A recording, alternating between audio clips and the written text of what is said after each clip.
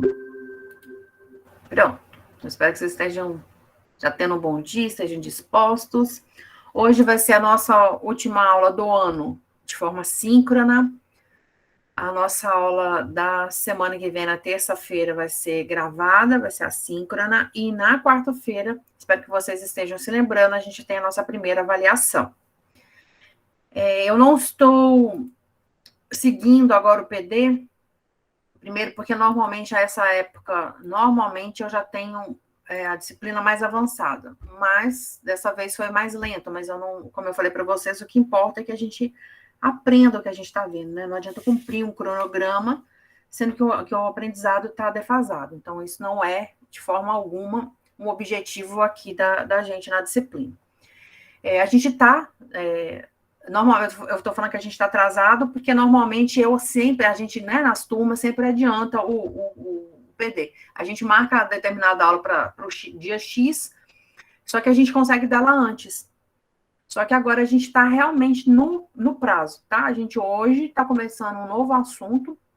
Vou só dar uma finalizada naquele de necrose e apoptose de ontem, e a gente vai começar um novo assunto. O assunto que tá marcado lá no PD é de reparo tecidual. Mas já tem um tempo que eu estou querendo mudar essa ordem, porque eu acho que quando a gente vai estudar reparo tecidual, a gente vai explicar como é que o tecido sofreu um processo inflamatório, sofreu uma lesão, como é que ele vai fazer para se recuperar, ou substituindo esse tecido por outro igual, ou colocando no lugar um tecido conjuntivo, né? Que é o processo de cicatrização. Ele envolve muito processo inflamatório, envolve alterações da circulação. Então, dessa vez, eu optei por colocar distúrbio da circulação e inflamação e depois colocar o reparo tecidual. A única coisa que a gente está fazendo é inverter. Professora? Oi? A senhora está apresentando slide? Não. Ah, não, tá. Conversando só. Eu só estou invertendo a ordem, tá? Então, hoje, ao invés de ter aquela aula de reparo tecidual, a gente vai ter aula de distúrbios da circulação. Para a nossa prova, a gente vai ter a aula de adaptação, a degeneração, morte celular e o que a gente conseguir fazer de distúrbios da circulação, certo? Então, é assim. A aula de terça-feira que vem, eu vou ver no final dessa aula como é que eu faço com vocês, mas a aula de terça-feira que vem normalmente não cai na prova. Eu não gosto de dar aula num dia e cobrar no outro dia, não. Não acho justo. Então, a aula de hoje cai na prova. A aula de semana que vem, na terça-feira, não cai na prova, certo? Mas, de qualquer forma, hoje mesmo, a aula de terça-feira já vai estar disponibilizada para vocês lá no nosso ambiente, certo? Mas eu não posso cobrar que vocês assistam essa aula para poder cair na prova, tá bem? É o que seria melhor para a gente acumular menos matéria. Mas, enfim, eu não vou fazer esse tipo de coisa não, porque eu não acho que é adequado, certo? Então, bora lá. Voltar naquela aula de ontem bem rapidamente, porque a gente só tem 3 slides, tá? Não é rapidamente para correr, não. Então, a gente parou nesse slide aqui. Anteriormente a ele, a gente tinha discutido que os vírus conseguem se estabelecer muitas vezes nas células porque eles conseguem se evadir do processo de apoptose. O que é processo de evasão? É de fugir mesmo, tá? Ele consegue fugir do processo de apoptose porque ou estimula a produção de proteínas, né, que impedem a ação direta da caspase, ou conseguem fazer com que essa caspase nem se torne ativa, né, aqui produzindo proteínas que impedem esse processo de ativação das caspases, ou ainda produzindo uma proteína que fica parecendo uma BAD fosforilada, mas na verdade ela não é, e o problema é que ela se liga, né, na proteína da BCL de uma maneira irreversível, ela fica lá o tempo todo grudadinha, não deixando esse canal se abrir, e aí não tem o extravasamento de citocromo C, Diablo, né, o AIF, e eles não conseguem sair e não conseguem fazer o processo de apoptose que essa célula precisaria executar para poder ficar livre desse vírus, né? Então, um outro aspecto que a gente vai falar é sobre a apoptose no câncer, né? A questão aqui, que normalmente, a gente vai discutir isso longamente lá, tá? Quando a gente for falar de câncer. Mas, de uma maneira geral, as células tumorais, especialmente as malignas, elas desenvolvem ou desenvolveram, né, mecanismos para também se evadir do processo de apoptose, assim como fazem os vírus. Então, elas conseguem fugir do processo de apoptose por mecanismos diversos desses do vírus. Quando a gente for estudar câncer, eu vou explicar isso. E por isso mesmo elas conseguem também ficar um pouco mais de tempo vivas, né? Além do fato de que elas têm a ativação de uma enzima chamada telomerase, que aumenta o tamanho do telômero. Então, são duas coisas que auxiliam as células tumorais a terem uma vida mais longa. Elas aumentaram o tamanho do telômero, que é um marcador, né, de senescência celular. Quando diminui o tamanho do telômero, a célula entra em processo de senescência, ou seja, envelhecimento, e aí acaba entrando em apoptose. No caso das células tumorais, isso não acontece, por isso que são chamadas células imortais. Na verdade, elas não são imortais, mas elas duram muito mais tempo que uma célula normal, tá?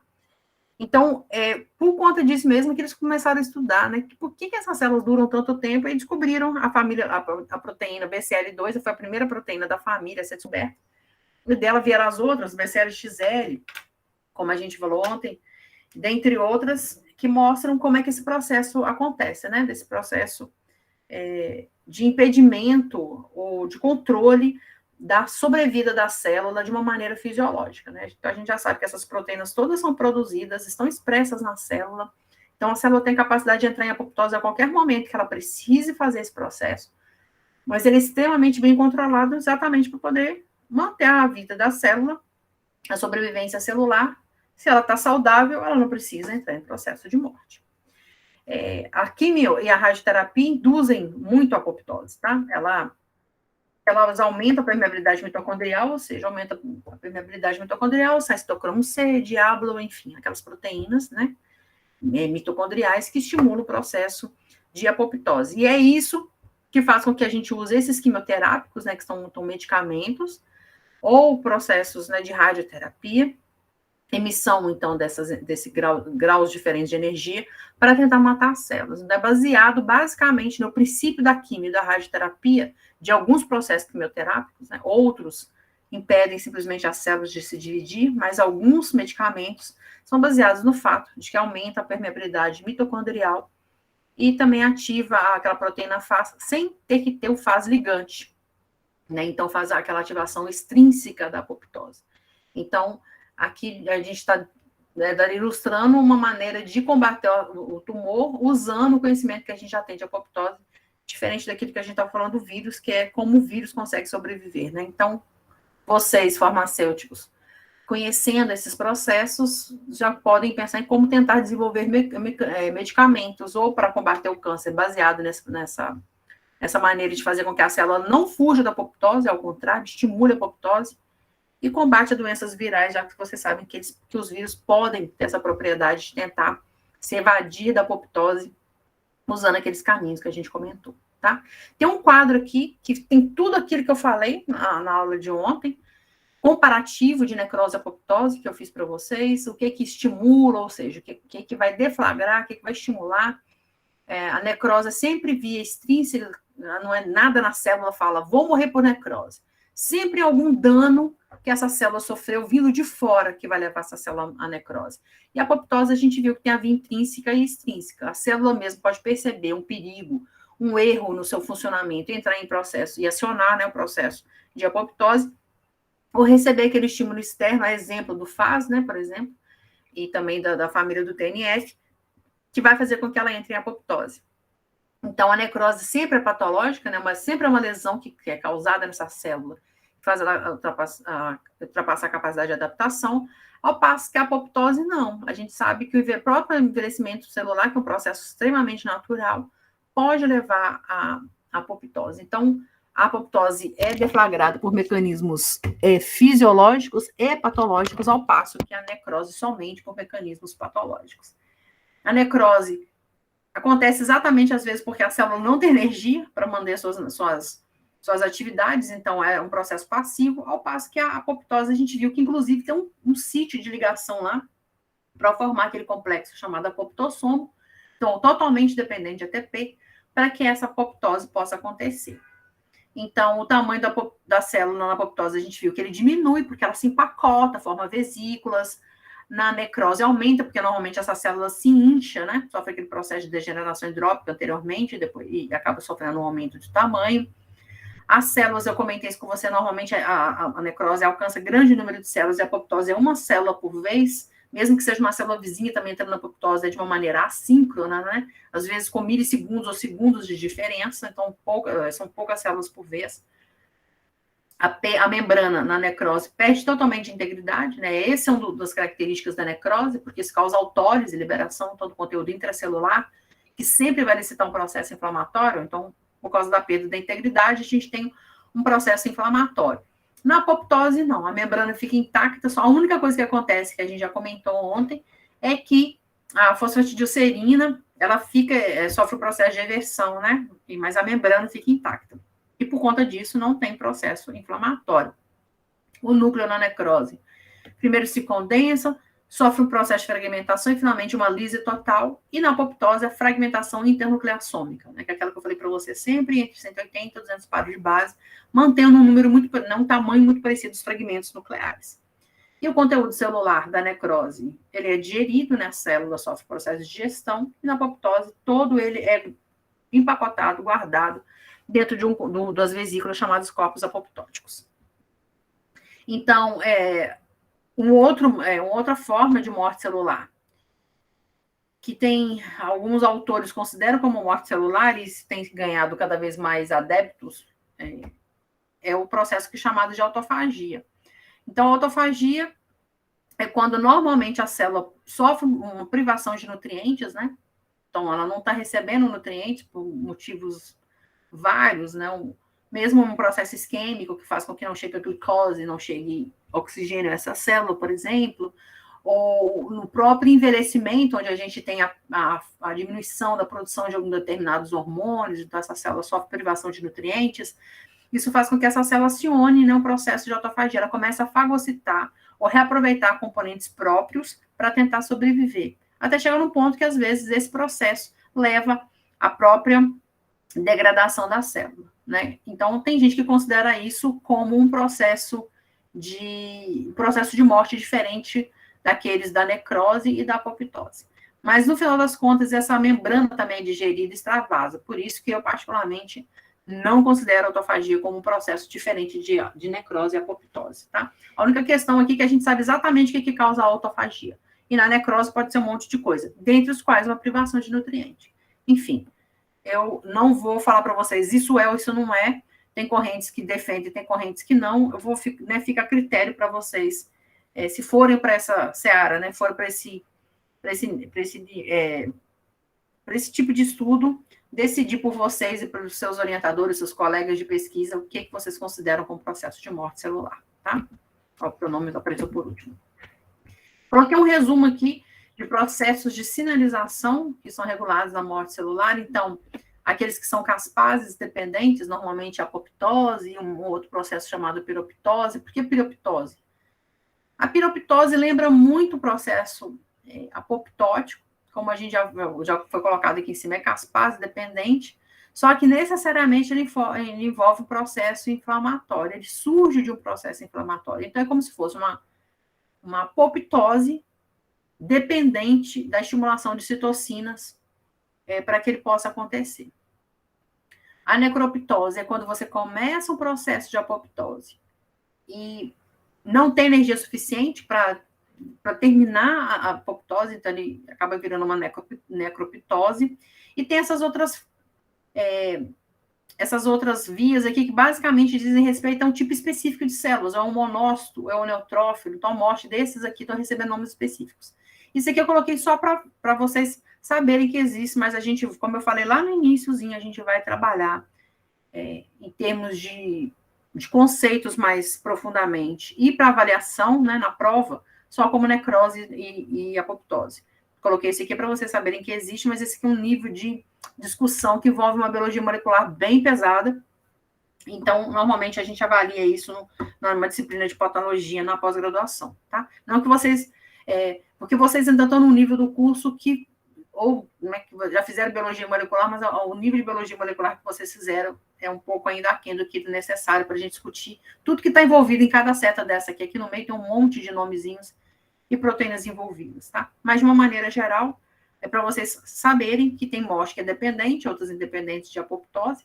Lembrando que de caspase, a gente já discutiu isso em necrose, né? A gente viu que não tem ativação dessas moléculas, mas aqui, por conta de ser uma morte que envolve mecanismos bem específicos para cada tipo celular, eles começaram a dar nomes para isso. Então, como é que o neutrófilo morre, enfim, assim sucessivamente, tá? Então, vamos ficar com necrose apoptose mesmo. Então, vamos para a nossa aula de hoje. Distúrbios da circulação. Eu gosto disso aqui. Na verdade, eu gosto praticamente de tudo que tem patologia, são aulas que eu gosto. Espero que vocês estejam gostando também de estudar patologia. Então, vamos lá. O que a gente vai estudar em distúrbios da circulação? Primeiro, toda vez que eu falo isso, né? Quando a gente for falar de alguma coisa, a gente tem que saber o que se envolve. Então, eu não posso começar distúrbios da circulação falando, é um edema, é um trombo, é um infarto, é choque, enfim, é uma trombose, isquemia, esses nomes todos que a gente vai aprender hoje. Sem a gente lembrar o conceito básico do que é circulação, qual é a importância do processo circulatório. Então, a função da circulação é transportar os nutrientes para os tecidos, remover dos tecidos os produtos de excreção, para que esse ambiente, que é o sangue, ou a linfa, né? Então, a gente está falando de circulação aqui, não separando necessariamente sangue de linfa, né? Circulação de uma maneira geral, que esse microambiente possa ficar apropriado à sobrevivência da célula, para que ela possa funcionar da melhor maneira possível. Lembrando que, inclusive, nossos lipídios são transportados inicialmente via linfática. Então, os dois, né, circulação sanguínea e linfática, são importantes para o processo nutricional das nossas células. E a gente vai ver hoje muito de linfático mostrando que o linfático é importante para a manutenção da homeostase, porque ele que retira o excedente de fluidos, de líquido, de água, de eletrólitos dos tecidos, né? Para que ele não fique com excedente desses fluidos, e a gente sabe que isso vai causar danos, conforme a gente vai discutir nessa aula de hoje. Então, relembrando que a gente tem dois tipos de circulação, aquela pulmonar, também chamada de pequena circulação, coração, pulmões, pulmões, coração, e o que sai do coração e vai em direção ao seu organismo como um todo e volta para o coração é chamado de grande circulação. A gente tem vários tipos de vasos sanguíneos, mas hoje o nosso foco vai ficar naqueles vasos sanguíneos que fazem efetivamente as trocas com as células, então a gente vai falar sobre a microcirculação. Eu costumo usar o termo território da microcirculação para deixar claro que eu estou falando de capilares, eu não estou falando de alguns momentos de vênulas, mas de uma maneira geral. Eu estou falando basicamente de capilares, né? Isso que a gente chama de microcirculação.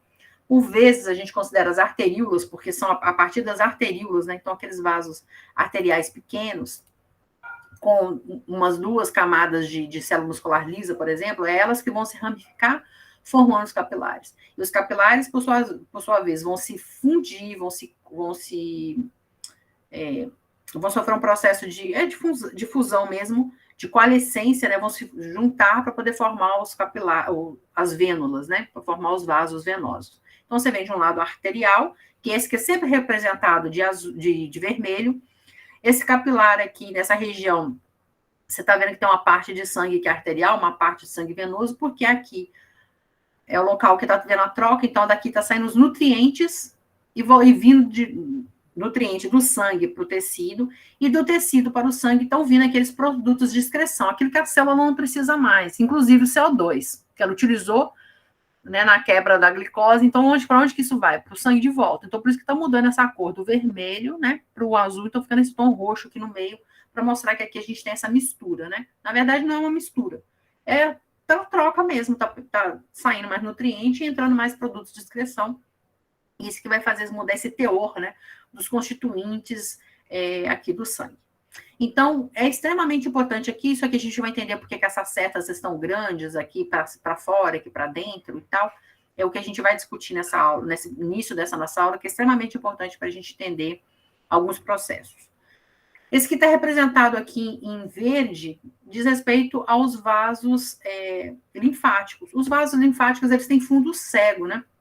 Diferentemente dos vasos sanguíneos, que é um sistema circulatório fechado, começa e termina no coração, os vasos linfáticos, eles começam no tecido e vão desembocar numa região chamada ducto torácico comum, e a partir daí eles vão para a veia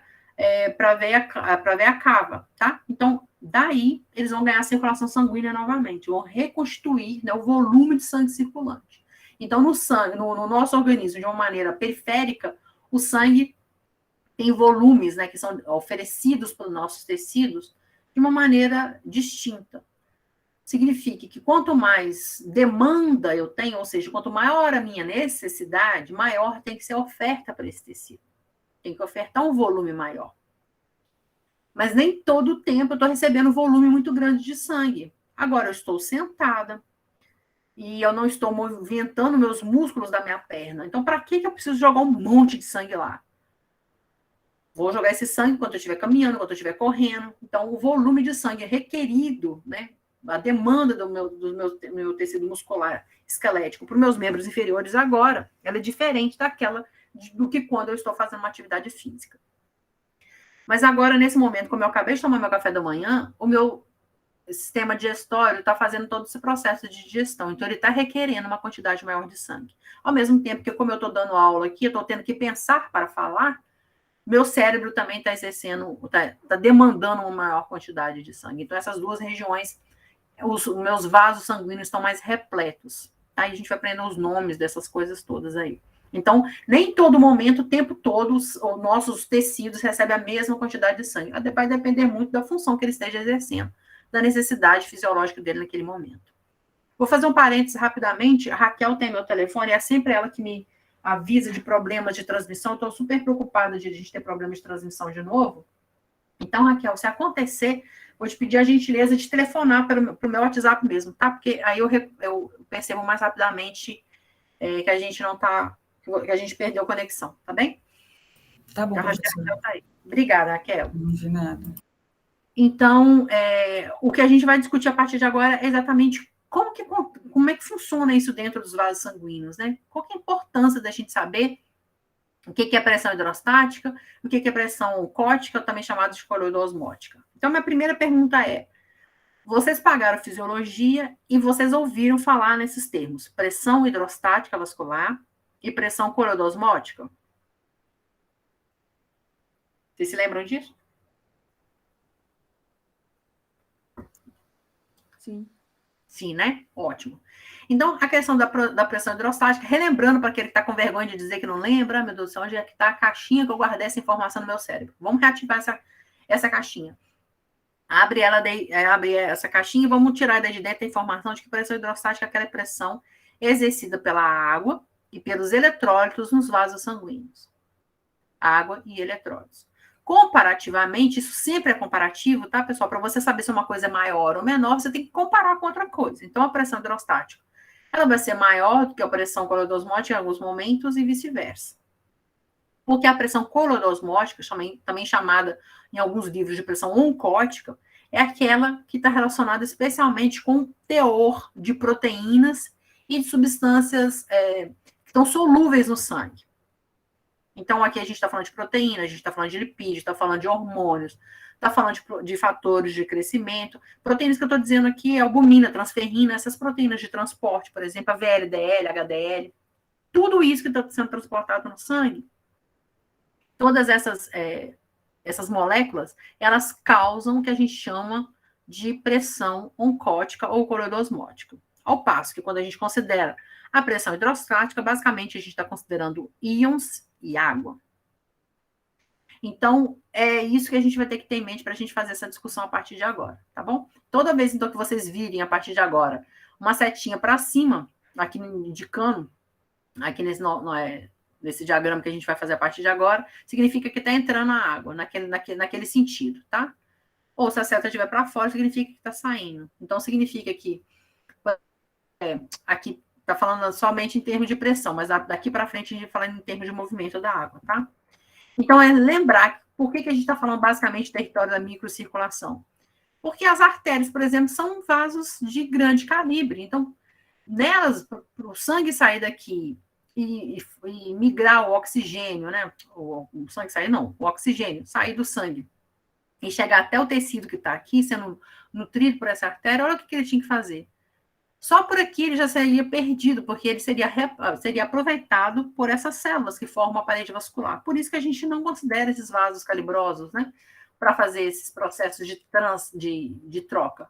O processo de troca acontece necessariamente via capilares, vasos de pequeno calibre, né? Então, relembrando aqui, a gente está falando que a partir das arteríolas, a gente tem um processo de de ramificação, que vai formar os capilares, e esses capilares agora se fundem, formando as vênulas. E essa região aqui, ó, do território da microcirculação que a gente está considerando. E considerando também a presença dos capilares linfáticos que não ficaram representados aqui nesse diagrama, tá? Então, é essa região que a gente está falando.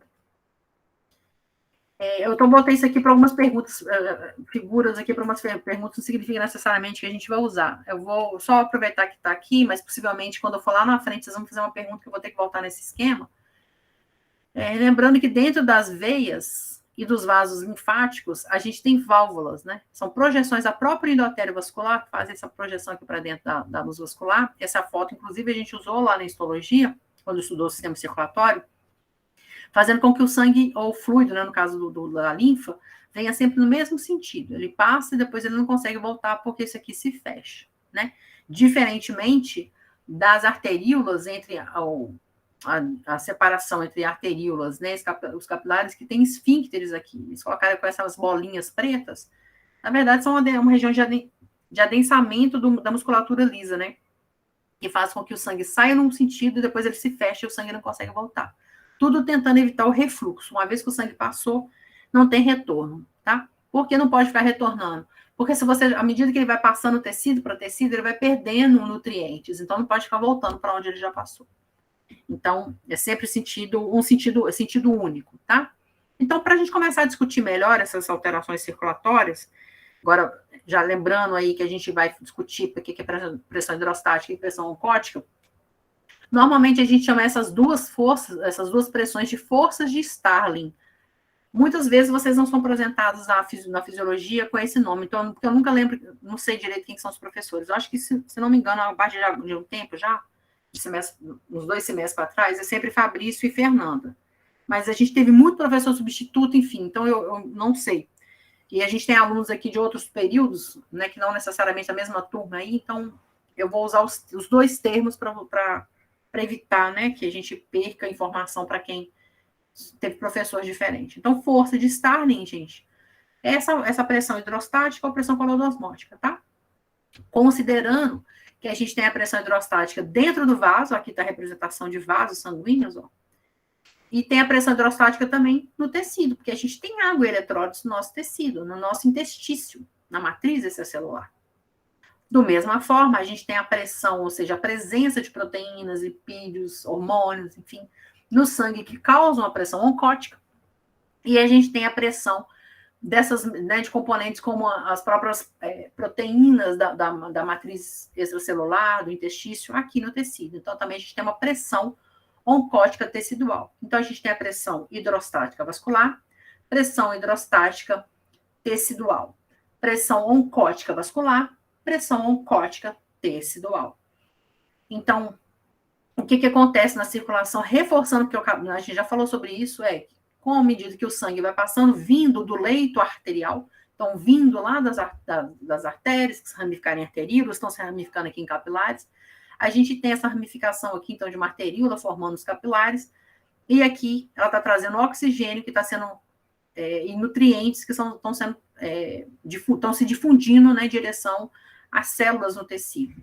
Ao passo que do tecido estão saindo, daqui do tecido às células, estão saindo CO2 em direção ao sangue e resíduos não necessários também em direção ao sangue, certo? Então, isso a gente tem que sempre ter em mente para a gente melhor entender o que a gente vai falar a partir de agora. Isso aqui é um esquema mostrando isso aqui como se fosse esse tubo, fosse um vaso sanguíneo, um capilar sanguíneo. Lembrando sempre que a nossa aula hoje, basicamente, essa parte é microcirculação. Então, quando a gente vai falar do processo de pressão, da força de Starling resultante, da pressão resultante, aquela que foi maior numa determinada região, seja nessa região arterial, ó, por causa da cor vermelha, arterial. O lado mais azulado é o lado venoso. Então, o sangue sempre entra pelo lado arterial, aí tem aquelas trocas que eu mostrei no slide anterior, né? Sai o nutriente e vem metabólitos excretas da célula, então vai fazendo com que o nível de nutrientes diminui, por isso que está mudando de cor. Só reforçando que essa mudança de cor aqui vai nos ajudar a entender esse processo, em que região que a gente está falando. E quando o sangue chega, por exemplo, pelo lado arterial, A gente normalmente faz como, né, se a gente tivesse uma circulação em torno de 7.200 litros de sangue por dia. Na verdade, a gente tem um número infinitamente menor do que esse, mas ele corresponde, né, ao processo de circulação do seu corpo como um todo, como se a gente circulasse no nosso sangue 7.200 litros. Dentro de um capilar, então, do lado arterial, quando ele acabou de se formar, saiu uma arteríola, se ramificou, virou um capilar, a gente tem uma pressão hidrostática. A pressão hidrostática é esse P, vai ser representado pela letra P, e a pressão colodosmótica, ou seja, a pressão oncótica para alguns, é representada pelo π, pela letra P em grego, tá bom? Então, o que a gente está mostrando aqui, esse CAP é de capilar, a pressão dentro do capilar, a pressão hidrostática, ou seja, a pressão exercida pelos fluidos, água e eletrólitos, é de 32 milímetros de Hg, né? Então, é uma unidade de medida de pressão. Ao passo que, se a gente medir a pressão exercida pelas proteínas, lipídios e afins, a gente tem uma pressão de 25 milímetros de Hg, de menos, né, 25 milímetros de Hg, que é a pressão negativa. Então, quando a gente compara um com o outro, a pressão hidrostática, em termos absolutos, só de número absoluto mesmo, vamos considerar aqui, tá? A pressão hidrostática é maior do que a pressão oncótica, ou melhor, coreodosmótica, porque eu aprendi como oncótica, mas eu acho que vocês aqui chamam de coreodosmótica. A pressão coreodosmótica dentro do vaso, dentro do capilar. Então, a pressão oncótica, pressão hidrostática, perdão, do capilar é maior do que a pressão coreodosmótica dentro do capilar. Isso faz com que a água e os eletrólitos tenham uma tendência maior a sair desse vaso, Por quê? Porque a gente tem que considerar também a pressão oncótica e a pressão hidrostática aqui, nessa região que está como um branco aqui, mas que a gente sabe que tem células, Isso aqui, Está saindo a pressão hidrostática e oncótica daqui, a gente está considerando comparativamente com essa região aqui. A pressão hidrostática, eu pergunto agora para vocês. A pressão hidrostática vascular, ela é maior, menor ou igual à pressão hidrostática no tecido?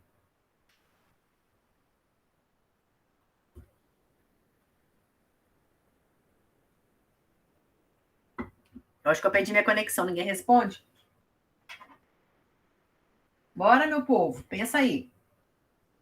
A pressão hidrostática no vaso, ela é maior, menor ou igual à pressão hidrostática no tecido?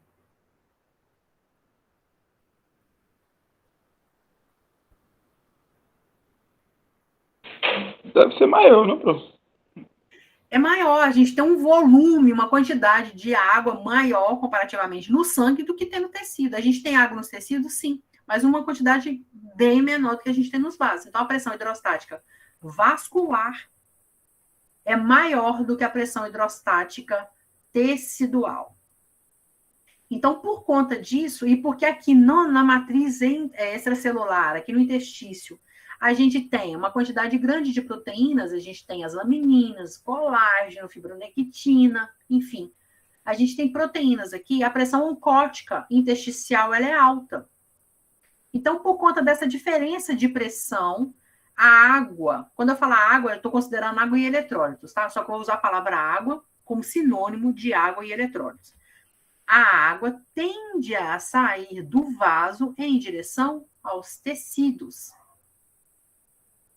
E aí, pelo movimento natural também sai oxigênio, que não impacta nas pressões oncótica nem hidrostática, mas saem nutrientes. Então, o que vai acontecer? Quando o sangue chega aqui arterial para esse tecido, a tendência é que entre nesse tecido a água e eletrólitos e também nutrientes, o que vai só fazer aumentar essa pressão oncótica aqui. Então, por conta disso, tem essas setinhas grandes aqui, mostrando que a gente tem uma tendência de perder água para o tecido. Mas percebe que eles colocaram tamanhos diferentes de setas aqui? Por quê? Quando começa o capilar, a saída de água é mais intensa do que quando esse capilar vai indo para o lado venoso. Porque à medida que você está perdendo água aqui dentro, a pressão hidrostática está diminuindo, porque você está perdendo água, significa que essa pressão oncótica vai parecer que ela é maior, Porque agora você está com mais solutos do que solvente. Você tem mais proteínas aqui, porque não saiu proteína, não, só saiu água e eletrólitos. Você está perdendo água e eletrólitos, significa que está ficando, comparativamente, a pressão oncótica está aumentando. Que é esse volume, que é esse número que vocês vão olhar aqui, ó. Começou aqui desse lado com 32 milímetros de Hg, e quando chega lá no lado venoso, olha para onde que ela caiu, para 15 milímetros de Hg. Como a gente não perdeu proteína nem nada, olha o que aconteceu aqui, manteve-se os 25 milímetros de Hg. Então, em termos absolutos, em termos de número mesmo, 25 é maior que 15. Então, a pressão oncótica agora está maior do que a pressão hidrostática. E aí, o que vai acontecer? A água fala, peraí, gente, lá em cima está ficando muito concentrado. Então, sai do tecido e volta para o capilar.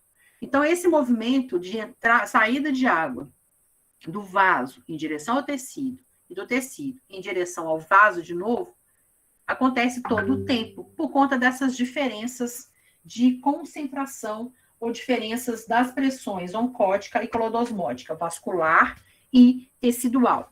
Vocês estão conseguindo me acompanhar? Estão conseguindo entender? Porque isso é só aula de fisiologia que vocês já tiveram, tá? Tudo bem, pessoal? Posso continuar? Sim. Pronto, como não tem resposta, vou continuar. Certo? Então, é isso que está acontecendo aqui, por isso que tem essas diferenças de seta aqui, ó. Começa menorzinha, à medida que esse capilar vai ficando mais próximo, de formar uma vênula, a quantidade de água que volta é maior por conta dessa diferença de pressão. É só seguir essa retinha aqui, certo? Essa reta mesmo que fizeram aqui. Então, à medida que a gente tem uma pressão hidrostática maior do que a pressão oncótica, a gente tem a saída de pressão da água e do eletrólise do vaso em direção ao tecido. E depois, como aqui dentro do vaso, a pressão oncótica aumenta com relação à pressão hidrostática, aí a tendência da água voltar para cá para poder manter esse equilíbrio entre tecido e vaso. Deixa eu só tirar esse WhatsApp do meu computador aqui, porque está me incomodando esse barulho alto. Eu coloquei o volume alto, que eu vou passar um videozinho para vocês, aí eu preciso deixar ele ativo aqui para isso, tá?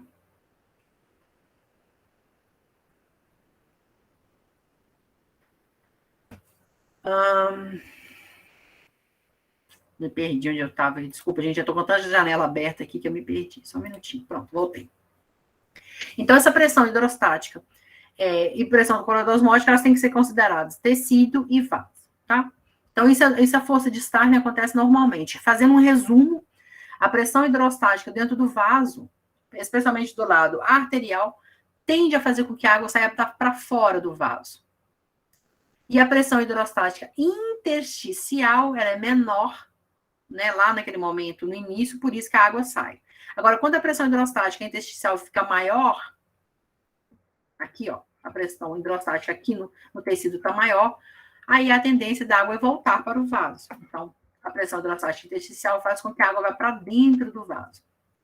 A pressão hidrostática vascular, a pressão oncótica vascular ou clodosmótica, eu não mudei o nome aqui, deixei oncótica ainda, mas a pressão oncótica ou clodosmótica vascular, ela vai fazer com que a água volte para dentro do vaso quando ela estiver maior. Em que momento vai acontecer isso? Lá, quando a gente está considerando a terminação venosa, quando está aquele capilar já perto da vênula, né? Praticamente já se fundindo para formar uma vênula. E a pressão oncótica intersticial faz com que a água tente a vir para fora do vaso, porque é sempre o lugar que está mais concentrado, está tentando puxar a água para poder fazer esse processo de equilíbrio. Então, o que pode fazer, sofrendo essas alterações aqui, nessas 4 pressões, na verdade são 2 pressões, mas considerando, né, os 2 compartimentos, o vascular e intersticial, o que pode fazer com que a gente tenha a primeira lesão, a primeira alteração que a gente vai falar do sistema circulatório, que é um processo simples, que todos nós apresentamos de uma maneira ou outra, que é um processo chamado de edema. Primeiro, como é que eu vou saber responder se eu não sei o que é edema? Então, a primeira coisa que a gente vai fazer é conceituar edema. Então, o edema, ele é o acúmulo anormal de líquido no compartimento intersticial e ou nas cavidades do corpo. Então, quando acumula líquido no compartimento intersticial, quando aquela água não consegue voltar para refazer, para reconstituir o volume de sangue circulante, e ela fica no tecido, a gente chama isso de edema. Também, se a gente acumula água na cavidade pleural, na cavidade torácica, no abdômen, a gente também considera isso como um edema. Mas a gente vai dar nomes específicos para isso, mas daqui uns 2 minutinhos a gente fala sobre isso. Então, edema é acúmulo de líquido. Por que a gente não fala acúmulo de água? Porque quando a gente fala líquido, a gente já está considerando água e eletrólitos, tá? No compartimento intersticial. Então, o que vai fazer o edema? Normalmente é um desequilíbrio entre as forças de Starling. Então, eu queria ouvir de vocês assim, isso aqui é o sinal do cacifo, tá vendo? Que eu já comentei numa aula aí para trás, quando a gente está falando de edema de fome. Aqui tem uma perna, né, um membro inferior inchado. Isso que acontece, por exemplo, comigo praticamente todo dia, porque eu fico muito tempo sentada. Esqueço de levantar e me movimentar. Esqueço que eu estou sentada e eu posso pegar meu pé e fazer movimentos assim para cima, para baixo. Laterais, de um lado para o outro. E fazer em círculos, para dentro e para fora. Então, é o que todo mundo devia fazer, pelo menos uma vez a cada hora, para movimentar a musculatura esquelética, que é o que ajuda a movimentar, ajuda a contrair os vasos venosos dos nossos membros inferiores, facilitando o retorno venoso. Então, como a gente joga esse sangue de volta para o coração, a gente chama de retorno venoso, tá? Então, o sinal de cacifo é esse aqui, quando você aperta uma região que parece que está inchada, e ela não volta mais para o lugar imediatamente. Você aperta, ele faz essa pressão aqui e fica essa depressão no lugar. Ele não volta imediatamente para o lugar. Esse é o sinal chamado de sinal de cacifo. Isso mede, né, um edema. Então, o que pode causar um edema?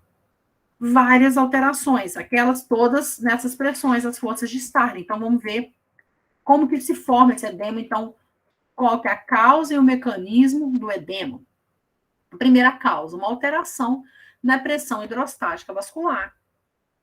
Que situações isso pode acontecer? O que pode acontecer na pressão hidrostática que faz com que fique acumulado fluidos no tecido?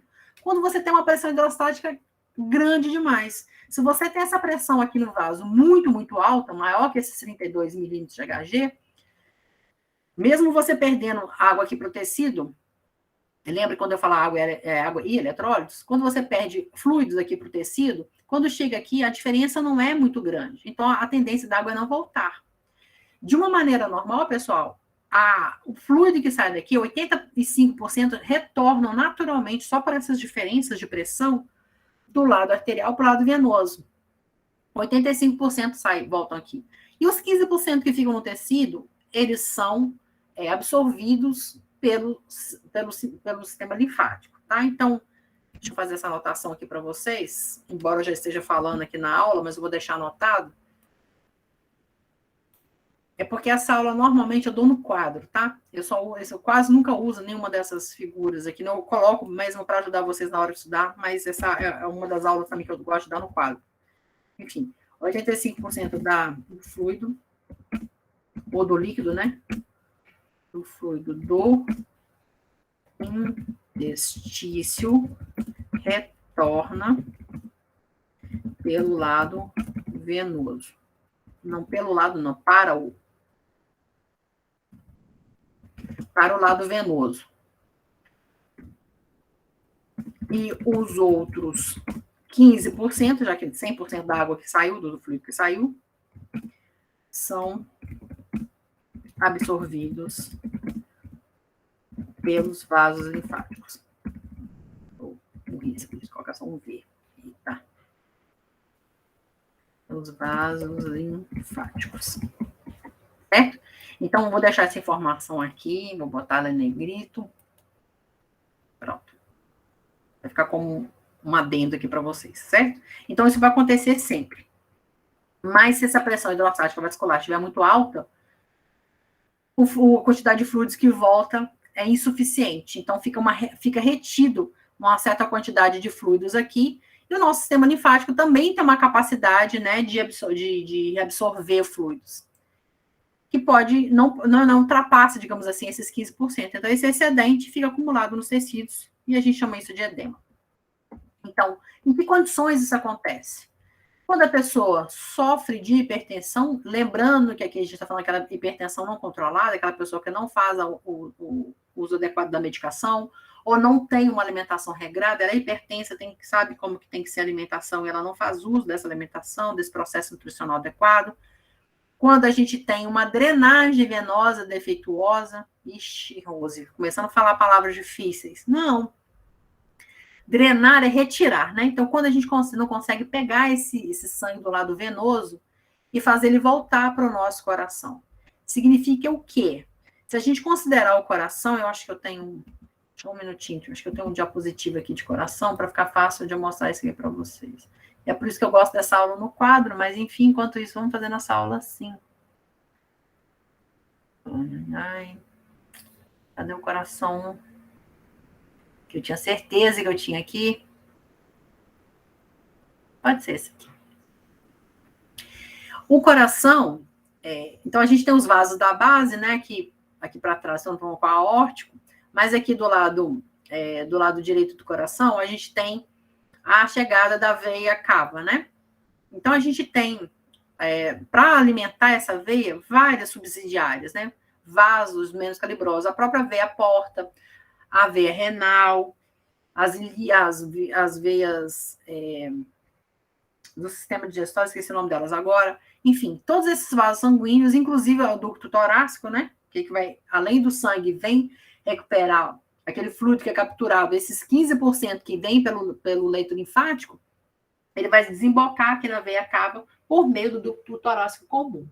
Então, a gente tem nesse processo circulatório a presença, então, desses vasos menores, alimentando esse vaso maior, que é o que vai desembocar aqui no átrio direito.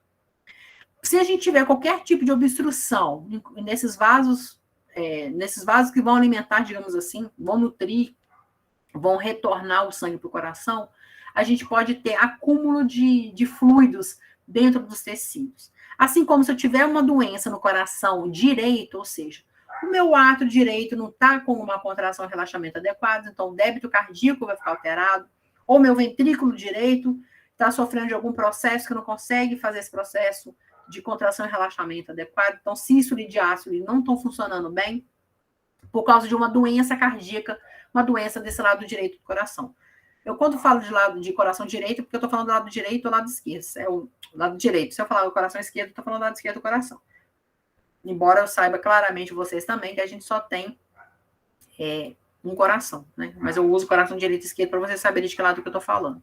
Então, quando a gente tem essa drenagem venosa defeituosa, qualquer tipo de obstrução, qualquer tipo de dificuldade para o coração direito, por exemplo, funcionar, aqui necessariamente eu estou falando de coração direito, significa que o sangue fica mais tempo retido no vaso. Se o sangue está mais tempo retido dentro do vaso, aumenta a pressão hidrostática vascular. Então, isso faz com que mais fluido saia em direção ao tecido, tá? Aumentando, tudo que fizer aumentar a pressão hidrostática vascular, aumento do tempo de retenção, o sangue flui mais devagar. Isso faz aumentar a saída de fluido para o tecido. O que pode fazer também aumentar o tempo de retenção aqui? Quando o sangue está muito, muito viscoso.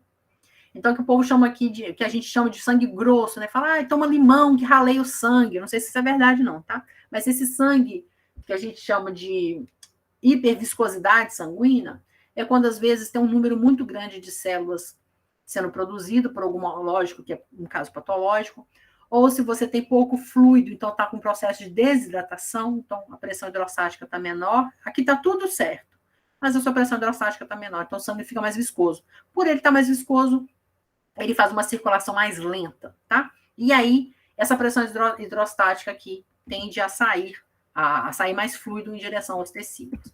Então, tudo que fizer o seu sangue circular, ou aumentar a pressão hidrostática vascular, ou aumentar o tempo de permanência do sangue no lado venoso, faz com que esse fluido tenda a sair para o tecido, e isso vai caracterizar um processo de edema, tá? Uma outra alteração que é comum, junto com a obstrução do retorno venoso, é a insuficiência cardíaca congestiva, que é quando a doença é no coração.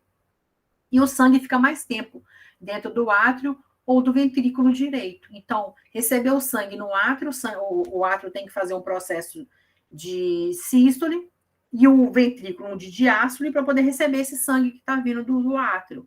Mas se tiver algum defeito na válvula, por exemplo, de abertura, um retardo da abertura, esse sangue vai demorar mais para sair, vai ficar mais tempo no átrio do que no ventrículo. Ou se o átrio estiver com processo de arritmia, que não estiver conseguindo fazer essa sístole adequadamente, vai cair menos sangue, vai entrar menos sangue no ventrículo.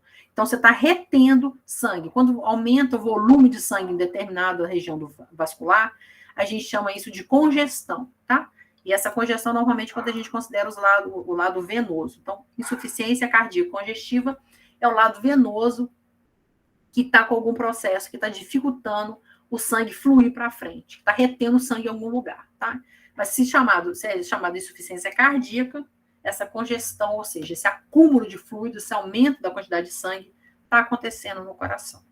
Então, tem pessoas que têm essas doenças cardíacas, doença no coração direito, que causa essa ICC, ou insuficiência cardíaca congestiva, que causa edema.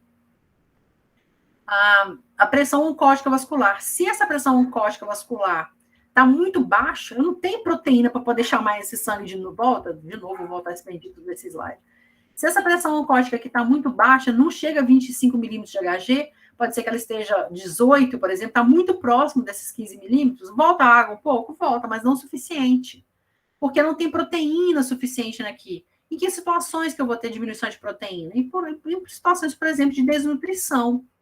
Uma desnutrição hipoproteica, né? Uma alimentação hipoproteica. Eu não estou conseguindo me alimentar de proteína em quantidade suficiente. Ou eu consigo me alimentar de proteína, mas eu estou perdendo proteína porque meus rins não estão fazendo uma filtração adequada. Eu estou perdendo proteína na urina, né? Estou tendo um processo de proteinúria por causa de glomerulopatias. Então, doenças hepáticas, doenças renais que podem causar essa perda de proteína. Ou não estou na minha alimentação, a alimentação está deficiente, eu não consigo fazer a síntese proteica adequada, ou mesmo tendo uma alimentação deficiente, eu tenho algum processo metabólico alterado, né, alguma doença que está atingindo determinado grupo de células, que não me permitem, ou não deixam minhas células fazer essa síntese proteica. Né? Então, lá no meu fígado, não está conseguindo produzir albumina suficiente. Então, uma diminuição da albumina circulante aumenta, ou diminui, né, a pressão oncótica, que vai aumentar a probabilidade dessa pessoa ter edema. Posso continuar, pessoal? Pode sim, professor. Beleza. Vocês não me interrompem porque vocês estão me acompanhando, estão me entendendo, hein? E aí, uma terceira causa, por exemplo, para o edema é quando eu tenho a pressão oncótica intersticial alterada. De que maneira? Quando a pressão oncótica intersticial, você tem uma quantidade aumentada de proteínas nesse interstício. Então, se aumenta a quantidade de proteína, aumenta a pressão corodosmótica, né, a pressão oncótica, e vai fazer com que o líquido fique parado nesse lugar. Mesmo tendo uma diferença lá de pressão hidrostática e oncótica no vaso, a quantidade de proteína nesse tecido é tão grande que eu preciso de mais fluidos aqui. Então, o retorno não é aqueles 85%, diminui. Então, tem uma maior quantidade de água no interstício.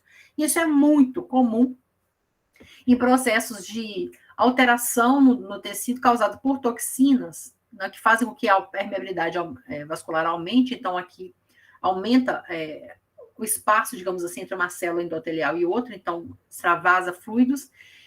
E quando tem um aumento de substâncias hidrofílicas no interstício. O que são essas substâncias hidrofílicas? Quando você tem um processo de aumento da produção, por exemplo, de proteínas como colágeno, lamininas. Que situações que isso pode acontecer? Num processo de cicatrização, por exemplo. Né? Você começa a aumentar a quantidade de colágeno que você produz comparativamente ao tecido do lado que não foi lesado. Naquela região você produz uma quantidade muito maior de proteínas. Então, há uma tendência de você reter mais líquido nessa região. Então, quando a gente está fazendo cicatriz, está fazendo tecido de reparo, normalmente a gente incha naquela região, pelo menos. E também em processos de inflamação, porque tem tanta célula ali, tanta proteína que está sendo secretada pelas células de defesa, que aumenta a pressão oncótica intersticial. Então, inclusive, né, o inchaço é um sinal de processo inflamatório. E para finalizar, essa patogênese de edema, a gente tem alterações que podem acontecer nos vasos linfáticos. Então, se eu estou perdendo fluido adequadamente, os fluidos, os 85% estão voltando, né, de fluido lá para os vasos sanguíneos, e esses 15% que deveriam ser drenados pelos vasos linfáticos não estão sendo, porque os vasos linfáticos estão comprometidos. Essa é muito comum quando a gente tem obstrução das vias linfáticas. Um exemplo clássico é quando a gente tem aquela doença que a gente popularmente chama de elefantíase, que é a filariose, né? Quando você tem aquele patógeno que fica morando mesmo, literalmente, né? Ele fica dentro dos vasos linfáticos. Então, causa uma doença que é bem complicada, né? Isso traz várias consequências, muitas vezes irreversíveis mesmo, que é a doença chamada de filariose, e que é a da Buchereria-Bancroft, né? E a retirada de linfonodos. Quando a pessoa precisa retirar linfonodos por qualquer motivo que seja, aquela região que é drenada, né? Os vasos sanguíneos drenam do tecido e levam direto os fluidos para os linfonodos, e dali vão seguindo, né, em direção do torácico comum. Quando você retira esses linfonodos, também, em determinada região, pode sofrer processo de edema. Na drenagem linfática que a gente faz, normalmente o que o terapeuta faz é massagear essas regiões de linfonodo. Então, normalmente nessas regiões axilares, inguinais, abdominais, que são as regiões que vão permitir, né, uma fluidez maior, vão estimular a movimentação dos fluidos. Aí dá aquela vontade de fazer xixi e esse fluido vai saindo, né? Então, essa drenagem, na verdade, é uma estimulação da drenagem por meio, né, de massagens, digamos assim. E os edemas, eles têm classificações, porque eles podem ficar numa localização única, por exemplo, o edema pulmonar, então pode acumular fluidos na cavidade pleural, que a gente chama isso de hidrotórax. Pode ter o edema, que a gente chama de edema cerebral, lembrando que eu coloquei esse asterisco para lembrar de falar para vocês, que a degeneração hidrópica, que também é chamada de edema, só que a gente chama de edema intracelular, né? O acúmulo, né, de água e eletrólitos no neurônio, ele também é chamado de edema. Os membros inferiores são campeões, né, de edemas. Eu acabei de dar esse exemplo desse tempo que a gente passa sentado, sem movimentação aqui da musculatura esquelética. Também pode acontecer uma grande quantidade de fluidos na cavidade abdominal, que a gente dá o nome de ascite, que é aquilo que é comum, por exemplo, em quadros de doenças hepáticas, como esquistossomose, tá? Então, por exemplo, nesses casos. E o edema pode estar no corpo como um todo, que a gente chama de generalizado, que é esse caso que eu falei da insuficiência cardíaca congestiva, ou ICC. O seu coração não consegue passar do lado direito para o pulmão a quantidade de sangue suficiente, então ele fica represado no coração, represado na veia cava, represado na veia porta, represado em todos os vasos dali para trás. Então, por isso, se aumenta a pressão hidrostática em cada um desses vasos, há mais extravasamento de fluido para os tecidos, então todos esses tecidos vão ficar repletos de fluidos, por isso fica todo inchado, o seu corpo como um todo. Então, insuficiência cardíaca congestiva é um dos sinais ou um dos tipos de doença, por exemplo, que causa um edema generalizado.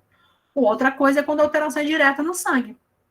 Quando você tem essa diminuição, você tem essa hipoproteinemia, por qualquer motivo que seja, tem uma diminuição da quantidade de proteína no sangue, você reduz a pressão oncótica, então não consegue fazer com que haja esse retorno do fluido em direção aos capilares, né, do lado venoso, para que aconteça a reconstituição do volume de sangue circulante. Então, em casos de desnutrição, glomerulopatias, na própria cirrose hepática, vocês conseguem imaginar uma cirrose hepática causando edema por diminuição da pressão oncótica? Porque a cirrose, o que é a cirrose? A gente vai estudar esse termo e vai ver um fígado cirrótico, que é quando a gente tem um processo, um dano, que aí não importa a causa, mas pode ser um dano, uma hepatite viral, uma hepatite bacteriana, uma hepatite química, que é causada, por exemplo, com uma grande quantidade de medicamentos, né, uma hepatite medicamentosa. Pode acontecer por lesões causadas pelo álcool, uso abusivo de álcool, enfim, não importa que a causa, né? A gente tem uma lesão que faz com que, uma lesão crônica, que faz com que esse fígado se recupere, se regenere, porque o fígado é um órgão excelente para isso, né? Ele tem conhecido pela sua capacidade regenerativa, mas tudo tem um limite, né? Nosso organismo é formado por células que têm um tamanho de telômero lá, que vai dizer para elas, você vai viver tantas divisões celulares, porque a cada vez que se divide, diminui o tamanho do telômero. Então, à medida que essas células têm que dividir, ela deveria, por exemplo, uma célula dividir 80 vezes durante a vida dela, da vida daquele indivíduo, e durante 5 anos ela teve que dividir essas 80 vezes. Por quê? Porque ela está sofrendo constante agressão. Então, chegou no ponto que essa célula não consegue mais se dividir. Ou porque o próprio parênquima do fígado está sendo alterado. Então, além dos hepatócitos, você está causando danos na própria matriz extracelular. Quando o dano é também na matriz extracelular, que a gente vai estudar isso lá no dia da aula de reparo, isso faz com que o fígado não consiga mais, não tem suporte para ele poder fazer o processo de regeneração. Então, ele começa a cicatrizar. Então, esse processo de cicatrização, com deposição, né, de muito tecido fibroso, a gente chama de fibrose. Quando você tem uma fibrose difusa, ou seja, em vários pontos daquele órgão, você tem fibrose, você não fala que tem uma fibrose difusa, você usa um termo chamado cirrose. Então, cirrose é quando você tem um tecido muito fibroso, cheio de processo de cicatrização em vários locais. A cirrose só acontece no fígado? Não. Normalmente é o órgão que a gente usa primeiro como exemplo, mas a cirrose pode acontecer em qualquer órgão que esteja sofrendo agressão crônica. Então, eu posso falar isso no baço. O baço pode estar sofrendo inflamações crônicas e ele sofrer processo fibrótico. Tantas regiões dele estão sendo fibrosadas que ele acaba sofrendo uma cirrose. O coração não consegue desenvolver uma cirrose assim porque ele morre, né, antes disso. O sujeito morre antes disso porque o coração, enfim, ele tem umas certas particularidades, né? Mas, normalmente, um órgão que sofre vários processos de fibrose, ele é chamado de cirrótico. Então, se você mata aquele tecido, né, substituir o tecido por tecido conjuntivo, cadê os hepatócitos para fazer a síntese proteica? Não tem. Se não tem para fazer a síntese da albumina, vou dar um exemplo de uma proteína só, importante que a gente tem circulante, que é a albumina. Isso causa um processo de hipoproteinemia, tá bom? E, normalmente, quando acontece isso, você tem um aumento, né, uma diminuição do sangue circulante, o que seu organismo pensa? Peraí, gente, fala com esse rim aí para funcionar direito, porque se tem lembra lá nas células da mácula densa, ele percebe, lá nos túbulos contorcidos distais, nessa região específica chamada mácula densa, a gente tem um sensor, que são essas células da mácula densa, que percebem variações na concentração de sódio. E aí começa a fluir menor quantidade de água, de eletrólitos, ele vai perceber isso e vai acionar o sistema renina, angiotensina, aldosterona. E o que esse sistema faz? A renina, porque diminuiu a pressão arterial, né, já que a gente está com muito fluido no tecido, a renina é produzida, liberada lá pelas células justaglomerulares, então, ó, a mácula densa percebe essa alteração, diminuição do sódio, libera proteínas sinalizadoras que vão chegar lá numa outra região chamada de células justaglomerulares, que estão lá naquela arteriola aferente, né? Aquela que leva o sangue para ser filtrado dentro do corpúsculo renal. E essas células liberam a renina. Então, produzida no rim, essa renina, que na corrente circulatória vai agir em cima do angiotensinogênio, estimulando esse angiotensinogênio que é produzido pelo fígado, vai estimulá-lo a se converter nessa proteína angiotensina 1, que não tem uma função biológica conhecida. Mas ela, né, por ação da ECA, da enzima conversora da angiotensina, que é produzida nos pulmões e no endotélio, ela converte essa angiotensina 1 em angiotensina 2. Essa ECA também, enfim, quem assistiu o jornal nos últimos tempos já ouviu falar horrores, né? Já por conta do SARS-CoV. Então, a angiotensina 2, ela tem basicamente 2 alvos, né? Mas a gente não pode esquecer também que ela funciona lá na hipófise, estimulando a produção, a secreção de um hormônio chamado adriurético, que é antidiurético, né? Ele faz com que você segure mais o xixi. Por que não joga o líquido para fora? Porque você precisa aumentar o volume de sangue que está circulando, né? Então, retém, aumenta a concentração de sódio para poder aumentar o volume de sangue circulante. Então, uma das coisas que ele vai fazer é uma vasoconstrição e estimular o que eu estava falando, que é a retenção de sódio e de água. É que eu fico mexendo com a minha mão como se você estivesse me vendo aqui, sabe? Então, retenção de água e de sódio. Como? Por causa da angiotensina 2, lá no córtex da adrenal, estimular a produção da aldosterona. Ela produz a aldosterona lá nos túbulos contorcidos distais, vai fazer com que eles absorvam maior quantidade de sódio. Se seu fluido agora está ficando hipertônico, se seu sangue está ficando hipertônico, você tem que mandar água para dentro do sangue. Então, manda água para dentro do sangue. O que você está fazendo? Aumentando a pressão hidrostática vascular. Quando você aumenta a pressão hidrostática vascular, o que vai acontecer?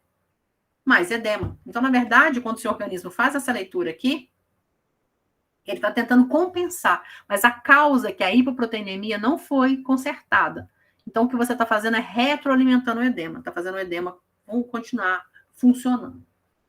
Ok? Esse aqui é um outro esquema de renina, angiotensina, aldosterona, que eu não vou usar porque eu já usei aquele outro lá, tá?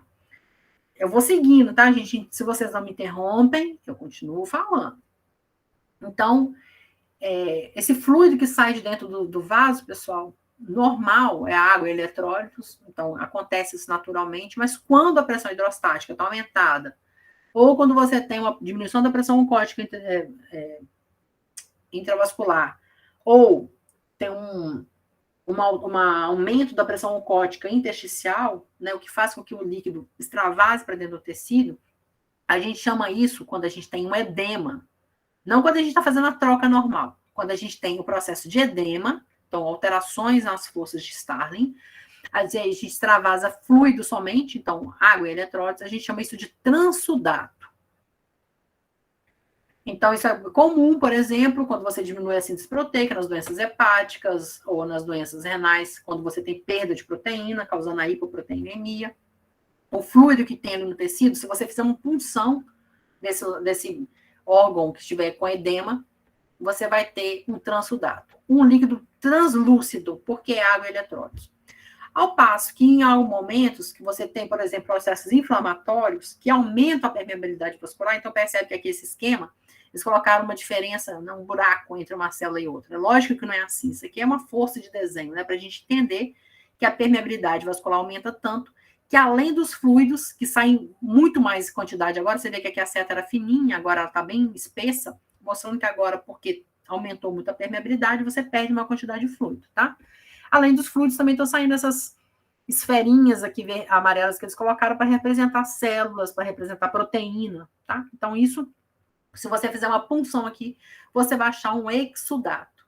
É um fluido turvo, às vezes até meio viscoso, por causa da quantidade de proteínas e de células presentes aqui. Então, transudato é quando o edema, o fluido sai somente água e eletrólitos. Quando é exudato é quando você tem presença, além de água e de eletrólitos, também de proteínas e também de células, tá? Exemplo, caso clínico. Edema de fome, que a gente não discutiu aquele dia lá, do jeito que eu queria na aula teórica da semana passada. Vamos seguindo. Esse caso clínico é do edema de fome, que a gente já falou algumas características, então, que me permitem falar mais rapidamente agora, que também é chamado de cachorro-corro, doença do desmame ou doença do segundo filho. Lembra que eu falei isso? Porque essa criança vai apresentar uma alimentação hipoproteica, né? Os sintomas dessa criança, o que a gente percebe, né, nessa criança que apresenta cachorro-corro? Alterações na cor da pele, do cabelo. Gente, tem gente que ficou manchas, o cabelo fica branco, uma mecha branca. Tem algumas vezes, óbvio que isso é alguma alteração genética, não um processo de pigmentação. Mas em crianças com cachorro-corro isso também é muito comum. Fica com umas manchas, assim, umas regiões mais claras na pele. Enfim, em relação à cor natural da pele dela, tá? Então, tem alterações na cor da pele, do cabelo, uma magreza extrema, cansaço. Por isso que ela também se confunde um pouco com marasmo, né? Diarreia, erupções cutâneas, perda de massa muscular, associada a essa magreza aqui, a gente tem uma perda de massa muscular, deficiência no crescimento, inchaço nos tornozelos, nos pés e na barriga, por isso que às vezes a gente acha que a criança está nutrida, né? Porque ela está inchada, na verdade. Se a gente tirar o inchaço dela, a gente vai ver essa magreza aqui, tá? Então, essa magreza, ela fica mimetizada, ou ela fica... Como é que chama aquele negócio de quando você quando o pessoal do exército passa aquelas coisas no rosto, põe uns galhos na cabeça? Mimetismo, né? Você fica mimetizando a natureza. Fica mimetizando, assim, como se fosse uma pessoa entre aspas, saudável, porque ela está com um aspecto, né, de tecido preenchido, mas na verdade o que está preenchido ali é por edema apenas, tá? Porque tem perda de massa muscular. Tem alterações no sistema imunológico, obviamente, a gente não consegue produzir proteínas e muito menos células, né? Fica com irritabilidade, então também isso não é somente em nível de sistema muscular, esquelético muscular, isso tem a ver também com o sistema nervoso central. Pode entrar em processo de choque, eu vou explicar daqui a pouquinho o que significa, e pode apresentar o fígado aumentado. Isso é o caso clínico que vocês encontram. Então, encontrou essa criança com todas essas alterações. Já estou dizendo o nome da doença aqui, mas normalmente no caso, porque eu estou começando o primeiro caso clínico com vocês. Mas a gente normalmente não encontra isso. Você vai pegar o paciente, vai descobrir que ele tem todas essas características, e aí que você vai descobrir que ele tem cachecol, né, ou esses outros nomes possíveis aí. O que causa esse cachecol? Como é que é essa discussão? Como é que eu vou entender? Né? Primeira coisa, a gente sabendo. Então, conversando com essa mãe, descobrindo que essa criança toma mingau de maisena, por exemplo. E esse mingau de maisena, às vezes, não é feito com leite, porque não tem dinheiro para comprar o leite, é feito com uma água. Mingau de maisena é muito comum na minha região aqui, assim como o mingau de fubá, que é aquele milho trituradinho que aqui chama de... Não sei como é que chama o fubá aqui, mas eu acho que tem... Eu compro aqui também como fubá, né? Que é aquele milho bem... um pozinho do milho, né? Que a gente usa para fazer polenta. Então, usa aquele carboidrato, né? Normalmente é um carboidrato que sacia a fome. Então, você faz o mingau daquilo lá. Quando possível, com leite. Se for com leite, dá menos mal, porque tem proteína no leite. Mas quando não, é feito com água. Então, às vezes adoça aquilo lá com açúcar, ou seja, aumenta a quantidade de carboidratos vazios, né? É o milho, ou então é um derivado da mandioca, né? Da macaxeira, que é esse polvilho que faz a farinha, que faz a maisena, enfim. Então, é isso que vai tomar. Basicamente, essa alimentação. A criança ficou com a barriguinha cheia? Fica. Mas nutrida ela fica? Não, ela não fica nutrida, tá? Então, o que vai acontecer normalmente, não, qual que é a patogênese, né? Como é que é o mecanismo? Vamos ver que relacionado com essa causa, que é a hipoproteinemia. A etiologia aqui é hipoproteinemia. E a patogênese, ou seja, o mecanismo, é o que a gente vai discutir a partir de agora, que é a diminuição da pressão oncótica vascular. Lembra que esse pi aqui, né, é a representação da pressão oncótica. Então, essa pressão oncótica vascular, ou pressão colodosmótica, ela fica diminuída, porque tem um quadro de hipoproteinemia. Então, ausência ou baixa injeção de proteína. Está explicando aqui por que tem esse quadro, né? Em consequência dessa ausência ou da baixa injeção de proteínas, vai se gerar um quadro de hipoproteinemia. Consequentemente, isso se dá, né, se expressa pela redução da albumina, então da produção de síntese de albumina, que gera um comprometimento também linfático. Porque para fazer esse transporte, né, para dentro dos vasos, a gente precisa manter um nível normal da pressão oncótica vascular. Uma outra questão é que essa pessoa está ingerindo uma grande quantidade de carboidratos. Isso faz com que a gente mantenha a proteína muscular? Sim. Que a gente consiga, por conta da quantidade de carboidratos, a gente aumenta, inclusive, a secreção de insulina. Isso, se for muito crônico, o pessoal pode gerar uma questão de síndrome metabólica, como um dos sinais da síndrome metabólica, que é a resistência à insulina, tá? Numa criança já. Então, enfim, o comprometimento vem desde cedo, né? Então, essa secreção dessa insulina, por conta dessa ingestão do carboidrato, gera uma manutenção da proteína muscular, mais uma diminuição da proteína hepática pelos motivos que a gente acabou de dizer agora, né? Você tem uma hipoproteinemia, porque você não está conseguindo sintetizar proteína. Por que você não tem síntese de proteína? Porque você não tem o básico para fazer uma proteína, que são os aminoácidos. Não tem esses aminoácidos provenientes da alimentação. E nem aqueles que a gente consegue sintetizar, porque falta os elementos básicos para fazer os aminoácidos, como, por exemplo, nitrogênio, enfim, porque a gente não está fazendo uma alimentação adequada, tá? Então, essa diminuição da proteína hepática, ela impacta diretamente na diminuição do nível de proteínas plasmáticas, especialmente também de apolipoproteínas. Então, o seu fígado não produz albumina, não produz apolipoproteínas, e esse carboidrato, esse açúcar, essa glicose que ele está ingerindo, ela é convertida em triglicerídeos. Então, essa criança começa a ter esteatose. Lembra que a gente falou sobre isso lá em esteatose, certo? Para explicar de novo por que tem esteatose. Então, começa a acumular proteínas, lipoproteínas de baixa densidade, então a LDL, e o que pode também causar edema, porque essas proteínas ficam aderidas, né, no interstício, e aí isso vai fazer com que aumente a pressão oncótica intersticial, que vai manter mais tempo ainda essa água nos tecidos, ou seja, edema, tá? E começa a acumular gordura no fígado. Por quê? Porque eu não tenho apoproteínas suficientes para transportar os triglicerídeos para fora das minhas células. Eles ficam acumulados, que é o quadro, né, então, de esteatose, isso que está chamando aqui acúmulo de gordura hepática. Além disso, como não tem um alimento rico em proteína, então não tem carne nessa alimentação, por exemplo, essa criança vai apresentar deficiência de ferro, de ácido fólico e de vitamina C. Isso aqui são dados adicionais, tá? Não tem, vou exigir que vocês saibam isso. Eu só estou tentando discutir com vocês, com esse caso clínico, as derivações, as consequências de um processo de hipoproteinemia. E usei como exemplo, né, para hipoproteinemia, esse caso do edema de fome, tá bom? Que eu falei para vocês na última aula, funcionava como se fosse uma provocação para vocês começarem a pensar sobre isso e pensar em nutrição de uma forma ampla. A gente normalmente associa, né, quando a gente vê aqueles vídeos dos Médicos Sem Fronteiras, eu não sei como é que impacto isso tem na vida de vocês, para mim sempre teve muito, inclusive eu sou doadora do Médicos Sem Fronteira, porque eu acho fantástico o trabalho que essas pessoas fazem. Mas a gente, normalmente, quando pensa uma criança desnutrida, a gente lembra de uma criança do continente africano.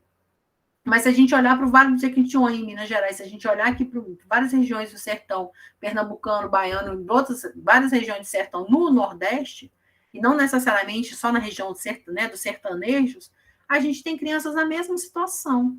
Se a gente for para as periferias, para Manaus, se a gente for em São Paulo, a gente vai encontrar crianças assim, sofrendo edema de fome. Tá? Então, às vezes a gente não precisa olhar tão longe, é só olhar para o lado que a gente consegue enxergar isso. Além do edema, eu vou continuando aqui, certo? Sem interrupção, sigo. A gente tem uma outra alteração do processo de circulação, que é chamado de hiperemia. Hiper, de muito, hemos de sangue, né? Então, hiperemia, quando você tem um aumento de sangue no leito vascular. Quando a gente fala isso, eu estou considerando coração e vasos sanguíneos, arteriais, venosos e capilares, tá bom? Então, hiperemia, aqui não vai, a gente não está considerando capilar, porque a gente está falando de sangue, certo? Hiperemia. Então, aumento de sangue dentro do sistema vascular, sangue e coração, vaso e coração. A gente classifica essa hiperemia em dois tipos, a hiperemia chamada ativa e a hiperemia chamada de passiva. Primeiro, vamos falar da hiperemia ativa.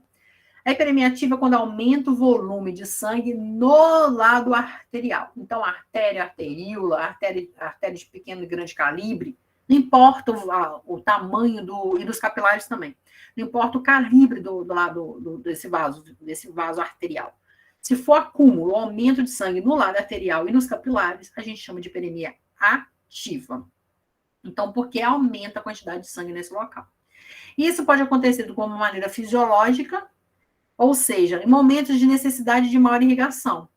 Então, a gente tem vários capilares, nem todo capilar, todo tempo que você tem um processo de diástole, né, de sístole, perdão, do ventrículo esquerdo, você tem sangue chegando em todos os capilares do seu organismo. Como eu falei, isso vai acontecer, né? Hora ele vai receber sangue, no próximo batimento cardíaco não vem, no próximo ele recebe de novo, vai fazendo esse processo para não ficar, digamos, seco, né? O vaso está sempre recebendo, mas o volume, às vezes, menor. Por quê? Porque não tem requerimento energético para aquele tecido naquele momento.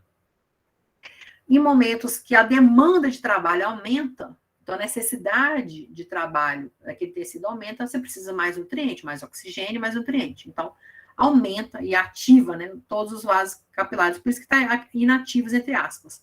Porque, na verdade, eles estão recebendo sangue, só que em pequena quantidade somente para eles continuarem funcionando, certo? Então, aumenta a quantidade. Então, esse exemplo, quando a gente está fazendo exercício, né, os músculos esqueléticos, a mucosa gastrointestinal na digestão, em momento que você está pensando, você aumenta a necessidade, requerimento de sangue e nutrientes para o seu sistema nervoso central. Então, São esses momentos em que você aumenta a quantidade de sangue para esses locais. Então, quando você pega um vaso desse, é quando você faz um exercício, vai para a academia e consegue ver, seus vasos ficam meio que a flor da pele, né? Fica aquele vaso bem à vista, bem à mostra. Isso é fisiológico. Simplesmente o seu corpo está respondendo a uma demanda aumentada. Aumentou a demanda, aumenta a oferta. Né? Se você tem volume de sangue suficiente, aumenta a oferta para esse local que está tendo uma demanda maior. Mas há momentos em que isso acontece patologicamente, respondendo a alterações lesivas. O caso clássico que a gente sempre fala no processo de inflamação. Tem uma inflamação, tem um processo infeccioso, está tendo um processo inflamatório, o vaso normalmente tende a dilatar para chegar mais sangue para aquele local. Por que tem que chegar mais sangue? Porque tem que levar as células de defesa, né? As células de defesa precisam chegar a esse local para poder eliminar o processo inflamatório. Então, em processos inflamatórios, também a gente tem processos hiperêmicos, mas a gente chama de hiperemia ativa, né? Porque é o lado arterial que está com maior conteúdo sanguíneo, ou melhor dizendo, maior volume sanguíneo, mas é patológico, né? A causa não é uma causa natural, uma causa fisiológica. Como eu falei, se tem hiperemia ativa, existe uma hiperemia passiva, ou simplesmente a gente chama de congestão. Congestão é quando aumenta a quantidade ou volume de sangue do lado venoso e nos capilares. Então, todo lado venoso, como eu falei de novo, não importa se é uma veia de maior ou menor calibre, se é vênula, e os capilares ali que estão começando a formar essas vênulas, tá? Do lado venoso. Isso é hiperemia passiva, ou chamado também de congestão. Lembra que eu falei da insuficiência cardíaca congestiva? É porque são as veias, né, que estão levando o sangue de volta para o coração, que sofreram algum processo de alteração. Então, por conta disso, gera-se a insuficiência cardíaca congestiva. Então, aumenta o volume de sangue nos vasos venosos, congestão. Ela pode ser localizada, então obstrui uma veia, só aquele lugar ali que ficou repleto de sangue, somente aquela região periférica, aquela veia, ou ela pode ser sistêmica, como é o caso que eu acabei de dizer da insuficiência cardíaca, né? Por conta do fato de o coração não conseguir bombear o sangue para frente, o lado direito do coração, por exemplo, não conseguir mandar o sangue para frente, isso gera uma retenção de líquidos, ou seja, de sangue, melhor dizendo, né, nos vasos que estão alimentando o coração do lado direito. É só uma insuficiência cardíaca direita? Não. A insuficiência cardíaca esquerda também consegue fazer isso. O sangue vem do lado direito, conseguiu passar normalmente pelo átrio, ventrículo, foi para os pulmões, veio para o coração esquerdo, mas meu coração esquerdo está com um defeito qualquer. Eu não consigo fazer esse coração funcionar direito, eu tenho um distúrbio valvar, ou meu átrio, ou meu ventrículo esquerdo estão com deficiência no batimento cardíaco, estão com contração e relaxamento, sístole e diástole, não estão funcionando adequadamente. Então, eu tenho um retardo. Eu posso, então, fazer com que haja um acúmulo de sangue no meu pulmão. Isso vai gerar o que a gente chama de edema pulmonar, né? Porque aumenta a pressão hidrostática no pulmão, porque o sangue fica retido lá. Isso gera um edema pulmonar. E, cronicamente, isso volta. Então, o seu pulmão agora está cheio de sangue, aquele sangue que está vindo do coração direito não está tendo espaço para chegar. Então, você começa a reter sangue aonde? No coração direito. Se o coração direito começa a ter retenção de sangue, você aumenta a retenção de sangue onde? Nos vasos que irrigam o coração direito. Então, sempre tem que pensar assim, pessoal, quando vai pensar em patologia, olhar para trás, né? Olhar para frente e olha para trás. Qual que é a consequência de uma insuficiência cardíaca congestiva esquerda, né? O coração fica ali cheio de sangue. Edema pulmonar, vai ter edema sistêmico, porque os seus vasos também não conseguiram passar o sangue adequadamente, e olhando para frente, tá, o coração não conseguiu mandar o volume de sangue suficiente para o meu corpo. O que vai acontecer? Pode acontecer processos isquêmicos. Se o sangue está ficando retido no pulmão e do lado venoso, e o lado arterial não está recebendo sangue suficiente, se eu for fazer uma atividade física agora, por exemplo, e meu sangue está retido do lado direito, do lado venoso, o que vai acontecer? Eu não tenho uma demanda aumentada e uma oferta que não supre. Então, começo a ficar tonta, porque não chega sangue no meu cérebro, começo a não conseguir fazer atividade, começo a ter cãibra, enfim, porque eu não tenho sangue suficiente chegando no tecido muscular. Então, para frente, falta de funcionamento dos órgãos que precisam receber os nutrientes. Para trás, olhando para trás, né, da lesão, a lesão no coração esquerdo. Então, o pulmão está com edema, o coração direito também começa a ficar com edema, e os vasos sanguíneos também. E mais, essas células que estão lá, aí você fala, então tudo bem, essas células que estão sofrendo isquemia são só células que não estão recebendo o sangue arterial em volume adequado. Não. Aquelas células que estão lá atrás, no seu fígado, né, que está ficando repleto de sangue, porque a veia porta não consegue 80%, gente, do nosso sangue passa necessariamente dentro do nosso fígado. Se eu não consigo tirar esse sangue de dentro do meu fígado, fica muito mais tempo parado aquele sangue venoso ali dentro, pobre em oxigênio. Isso gera ambientes hipóxicos, ou seja, ambientes isquêmicos. Então, a insuficiência cardíaca é, sim, uma doença bem complicada, tem consequências graves, tanto se for do lado direito, quanto se for do lado esquerdo. Quando a gente está falando do lado direito, eu só falei dessa característica de ter retenção de líquido, mas lembra dessas consequências. O sangue está parado, né? Tem uma circulação lenta naquela região, significa que mais tempo essas células vão ter contato com esse sangue venoso, significando, então, que tem maior chance de ficar muito mais tempo no ambiente cheio de CO2, então acidifica esse sangue, e além disso, se o nutriente não está passando, essas células começam a sofrer de inanição, né? Não consegue receber oxigênio, nem nutrientes suficientes para o seu funcionamento. Então, sempre tem consequências. Tudo bem? Conseguiram entender essa conversa nossa até aqui? Sim. Ótimo. E é isso que eu estou dizendo. A insuficiência cardíaca, por exemplo, olha, causa isso aqui, ó. Uma congestão no fígado. Olha que legal esse fígado, né? Aqui a gente consegue ver um vaso bem calibroso, mas na verdade ele é grande, só de luz, é uma veia. Aqui uma veia porta de novo, aqui uma região que possivelmente é de sistema porta. E eu consigo ver que esse fígado tem uma coisa diferente, né? Eu consigo ver, isso não é erro aqui na hora de colocar a foto, essa aqui inclusive é do livro do Robbins, então eu não alterei tonalidade de cor nem nada. Eu consigo ver regiões que estão bem escurinhas, ó, como se fossem pontinhos, e regiões mais claras. Claro, escuro, várias regiões assim. Isso aqui significa que essas regiões aqui, essas pequenininhas, são regiões lá da veia centrobular. O sangue passa pelo intestino, vem pela veia porta e também vem pela artéria hepática, que é um ramo da artéria aorta, e chega lá no meu fígado. Eu tenho essas duas maneiras de receber sangue com nutrientes. Lembrando que, como passa no intestino a veia porta, ela vem cheia de nutrientes, né? Então, o fígado é um órgão de circulação dupla. Essa circulação de nutrientes, né? Vindo da artéria e vindo da veia. Chegou no meu fígado, ele vai sofrer um processo de ramificação, vai chegar nesses vasos menores para poder alcançar as células. Só que lá na frente, meu coração está doente, meu coração não deixa esse sangue seguir. Então, acontece aqui esse refluxo. Esse sangue que não consegue ir para frente. E isso faz com que a gente consiga perceber isso no fígado. Ó. Essas regiões mais escurinhas aqui são sinais que esse fígado... Aqui, ó, melhor para vocês verem. Assim. Essas regiões aqui são sinais de que meu fígado está sofrendo um processo de congestão. Isso aqui possivelmente são representações locais. Se eu fizer o corte aqui, ó, eu vou olhar aqui do lado, vou ver isso aqui.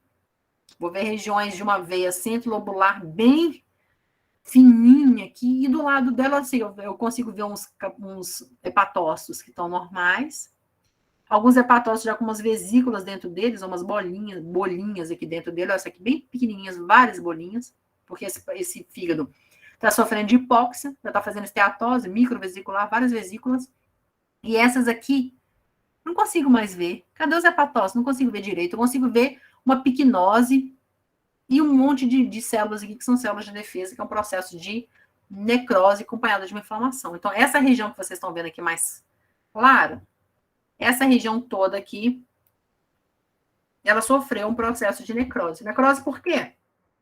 Porque o sangue que está ali é um sangue venoso, um sangue pobre em nutrientes, e minhas células hepáticas são extremamente dependentes, né, de energia, porque elas funcionam muito tempo. Então, essa região que eu estou delimitando aqui, ó, só para vocês, para eu ter certeza. Não sei por que ele faz esse rabisco chato. Ah, antipatia. Ai, ai. O ruim de fazer as coisas ao vivo é isso, né? Todos os seus defeitos aparecem para vocês. Apagar o slide. Mas tudo bem, somos todos humanos, todos erramos. Então, Não era caneta que eu queria, não, que era um marcador, para ver se eu consigo fazer com ele aqui, para vocês verem, pronto. Para não dar aquele erro lá. Ah, deu de novo. Pronto, essa região aqui interna aqui é a região de necrose, tá? Para vocês compararem com essa região e verem que essa região aqui está normal ainda, embora vocês só não consegui mostrar para vocês ali. Aqui, ó. Algumas células com essas microvesículas, olha essa aqui, cheio de microvesículas, mostrando que essa célula está acumulando gordura. Por que está aqui, ó, de novo? Acumulando gordura, porque eu estou no processo de hipóxia. Por que eu estou no processo de hipóxia? Porque o sangue que está ficando repleto, parado aqui dentro, perto desses capilares, essas regiões clarinhas aqui são os capilares, é um sangue pobre em nutrientes e pobre em oxigênio, tá? Então, eu não consigo manter essas células aqui, por exemplo, que entraram em processo de necrose. Aquele processo que a gente viu começando da degeneração hidrópica, passando por esteatose e chegando na lesão irreversível, que culminou com morte por necrose, certo? Então, é isso que pode acontecer. Opa, esse aqui que eu tinha que fazer. E aí, além da hiperemia, assim, gente, sabe quando você vê uma pessoa que você queria ver que seu rostinho fica até quentinho? Ou, por exemplo, eu faço isso na sala de aula, né? Quando eu vou falar esse exemplo de hiperemia, eu pego aquela pessoa, uma das pessoas tímidas, e faço uma pergunta. Normalmente ela fica assim, com aquele rostinho bem vermelho, aquela bolinha vermelha que é na maçã do rosto. Isso é hiperemia. Hiperemia ativa fisiológica, uma resposta do seu sistema nervoso, né, do seu emocional, a um estímulo, certo? Isso é hiperemia também. Só para vocês verem que tem coisas bem simplesinhas. Hiperemia tem esse lado também tem essa questão do lado fisiológico, tá? Bem acentuado. E aí a gente tem mais uma lesão que é a hemorragia. A hemorragia é simples. Eu abro um vaso sanguíneo, rompo o vaso sanguíneo, o sangue jorra. Isso é hemorragia. Então, pode acontecer saindo tanto dos vasos quanto do coração. De novo, quando a gente fala de distúrbios da circulação, a gente sempre vai considerar o coração e os vasos sanguíneos e os linfáticos, tá? Mas toda palavra que tiver esse prefixo emo aqui, porque a gente está falando especificamente do lado sanguíneo, então coração e vasos sanguíneos, tá? Então, quando a gente tem esse extravasamento de sangue do espaço vascular, sai de dentro do vaso, seja para o compartimento extravascular, ou seja, ali para dentro das cavidades, ou no intestino, ou para fora do organismo, a gente tem um processo hemorrágico. Então, para fora do organismo, é hemorragia externa, né? E para dentro ali, hemorragia interna. Então, a gente tem dois tipos de hemorragia, pode sair em jato, em volume, sair fluido, sair célula, que é a hemorragia chamada Purrex, e normalmente acontece em traumatismos ou quando a parede vascular fica enfraquecida. Lembra que eu mostrei para vocês aquela aterosclerose, né, com processo de calcificação? Então, se aumenta um pouquinho a pressão do sangue naquela região, pronto. Pode haver uma ruptura daquele vaso, né, isso que é a questão do enfraquecimento. Outro lugar que a gente também considera como enfraquecimento vascular é naqueles casos de aneurisma que eu falei para vocês, né? Por algum motivo, determinado, não pode ser uma região pequena ou maior, num vaso, ela não para de produzir fibras elásticas e musculares, né? Para repor a parede vascular, e aí esse vaso vai ficando cada vez mais fino. E à medida que o sangue vai passando, ele vai dilatando, é como se fosse soprando, né? Um balãozinho paulatinamente, bem devagar.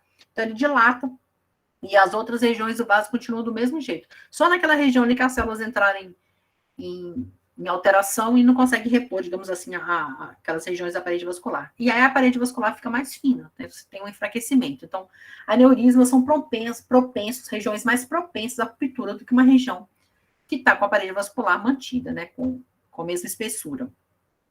Então, aumento da pressão sanguínea, então, nas crises hipertensivas, isso também pode acontecer hemorragia. Então, a hipertensão, a gente vai dar exemplo em vários momentos de consequências ou de danos que essa hipertensão causa. Um deles, por exemplo, pode ser um processo hemorrágico.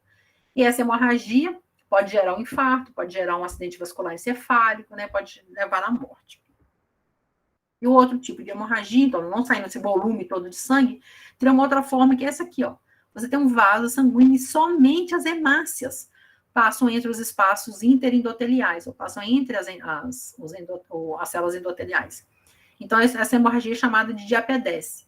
Normalmente, ela acontece porque teve um afrouxamento da membrana basal e ela funciona como se fosse um processo de asfixia, né? É muito comum de acontecer em processo de asfixia Então, quando a pessoa sofre asfixia, seja ela como monóxido de carbono, ou naqueles...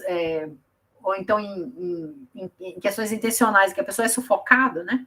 Isso acontece, a gente percebe isso também, a saída de hemácias do vaso por diapedese em direção aos tecidos, né?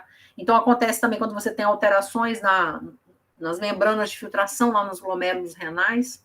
Então, pode sair hemácia, normalmente não se perde células, né, nos glomérulos, aqueles capilares dentro do corpúsculo renal.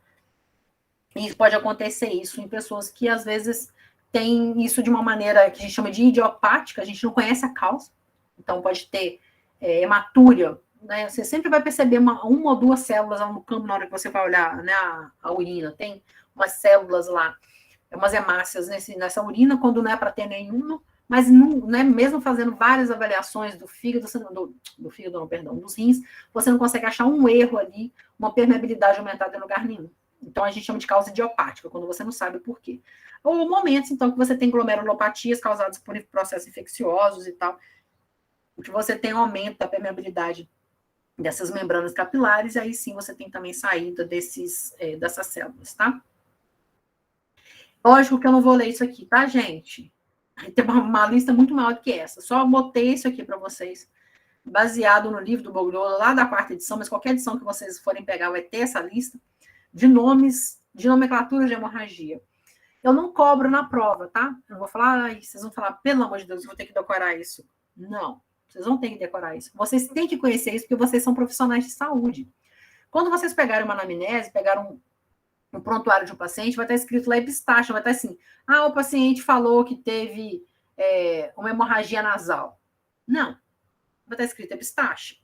Vai estar escrito melena, dizendo que tem sangue nas fezes. Então, essa terminologia aqui, para quem vai para a área clínica mesmo, vocês precisam conhecer.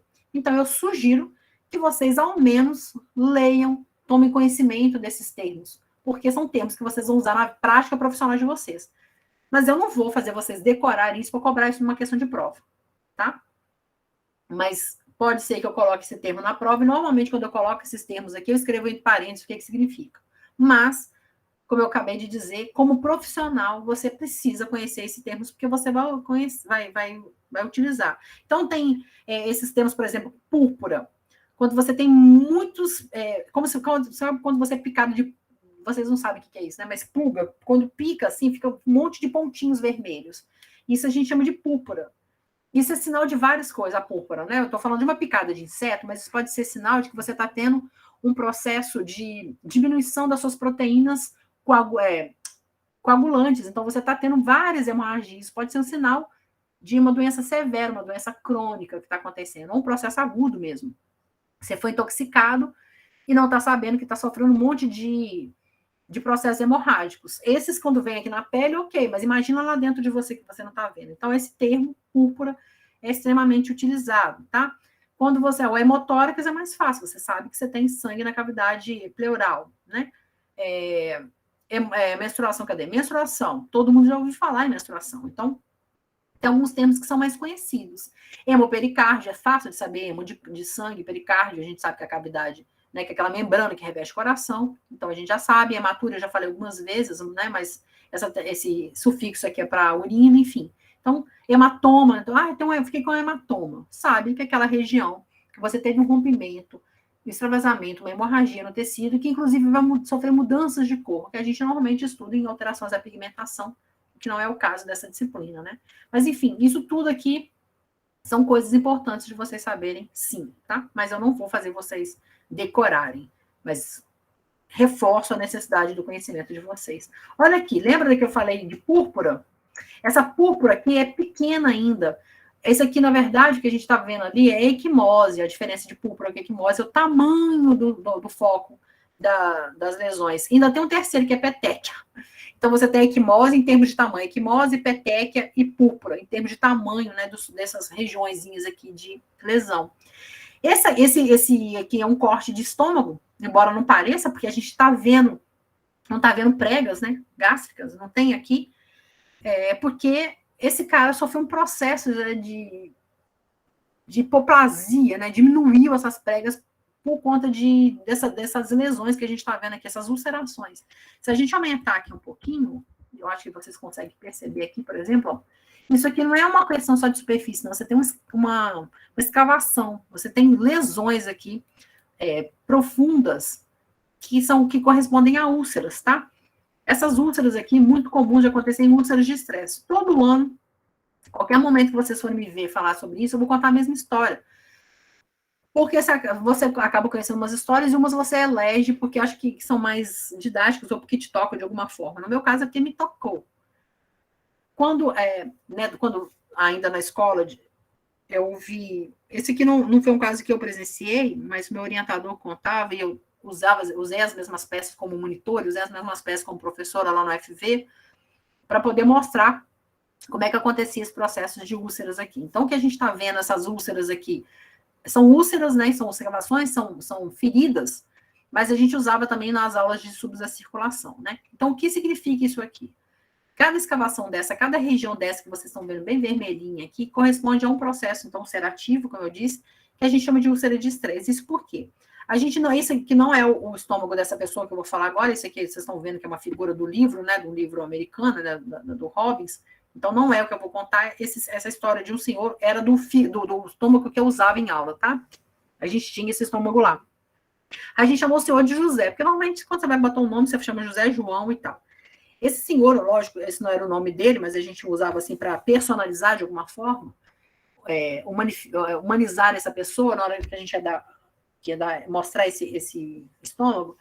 Ele era um senhor do interior, da roça, e ele morava num lugar que não tinha... Eram estradas de terra, né? Não eram estradas asfaltadas, não eram pavimentadas. E aí o governo do estado resolveu, isso foi em Minas, tá? Ele resolveu pavimentar lá a região perto da roça desse senhor, do seu José, para poder aproximar, para ficar mais fácil, né? Passar de uma cidade para outra, porque passando ali dentro daquela roça, daquela região rural, ficava mais fácil, mais perto. Então fizeram um asfalto lá. Esse senhor estava acostumado a atravessar com os boizinhos dele de um lado para o outro da rua, e praticamente não observar quem estava vindo, porque quando vinha carro, tinha que vir devagar, por causa da quantidade de pedra na estrada, de buraco.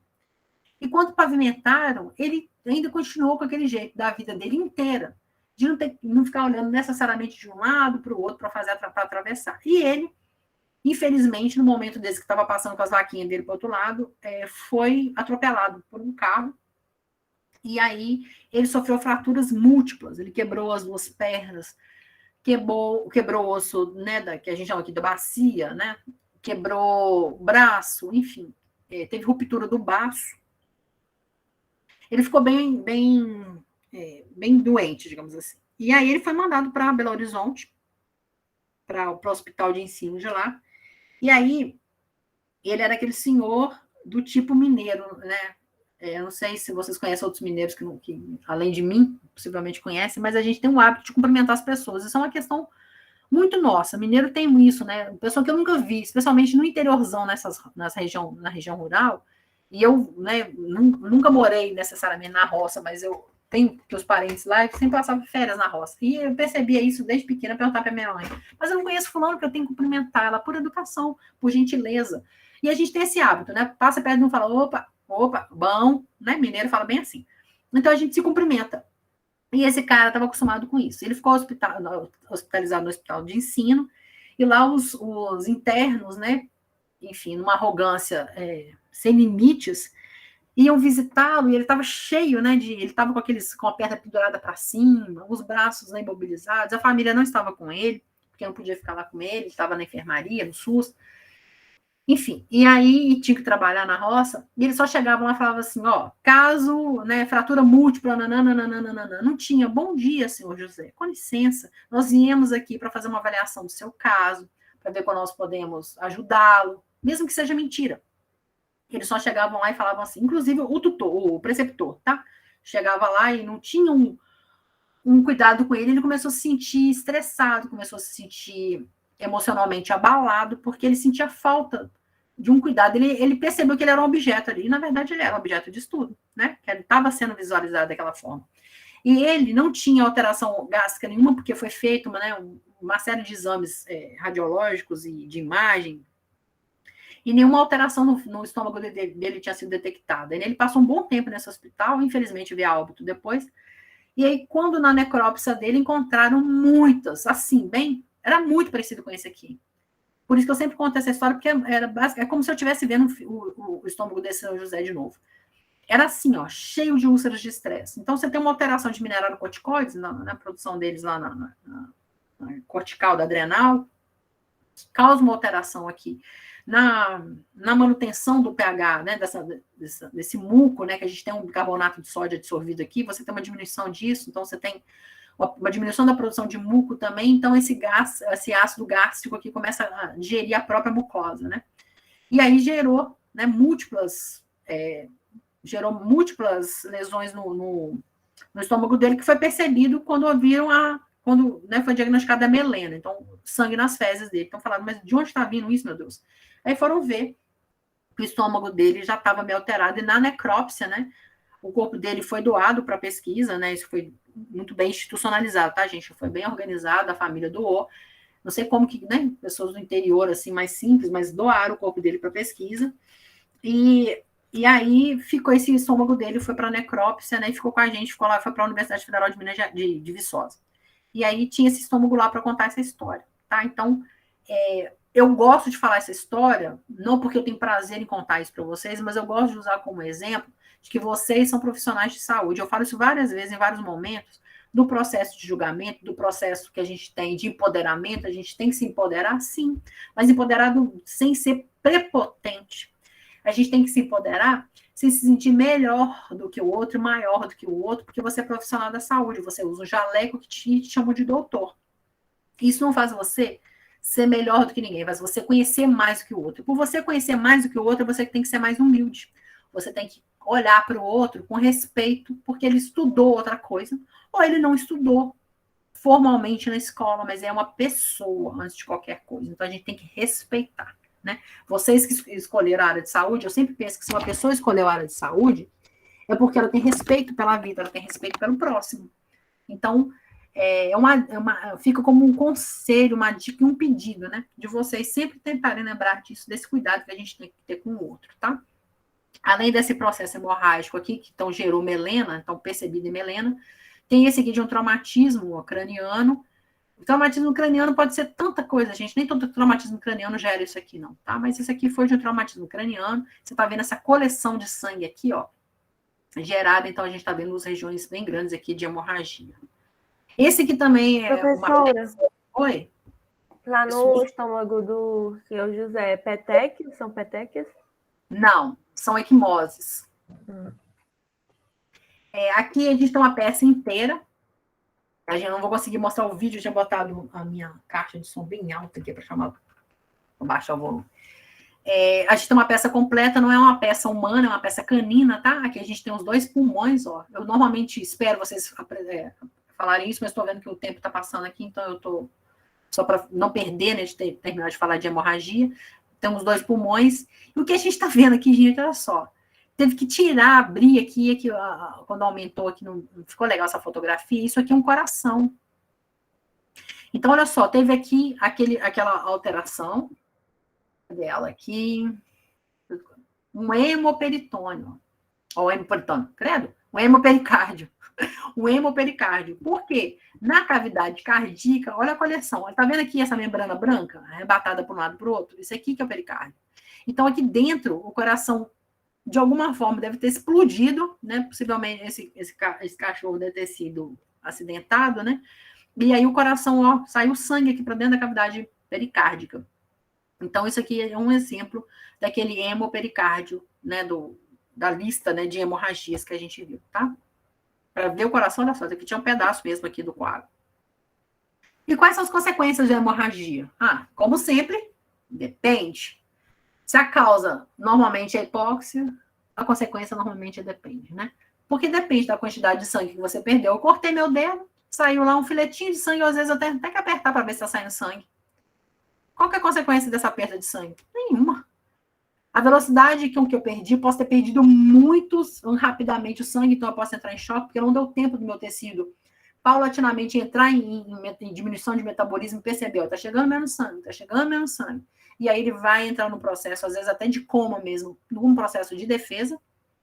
Então pode, dependendo, se for muito rápido, isso pode ser, inclusive, fator de morte, né? Porque a pessoa entra em processo de choque. E também do local que é afetado, né?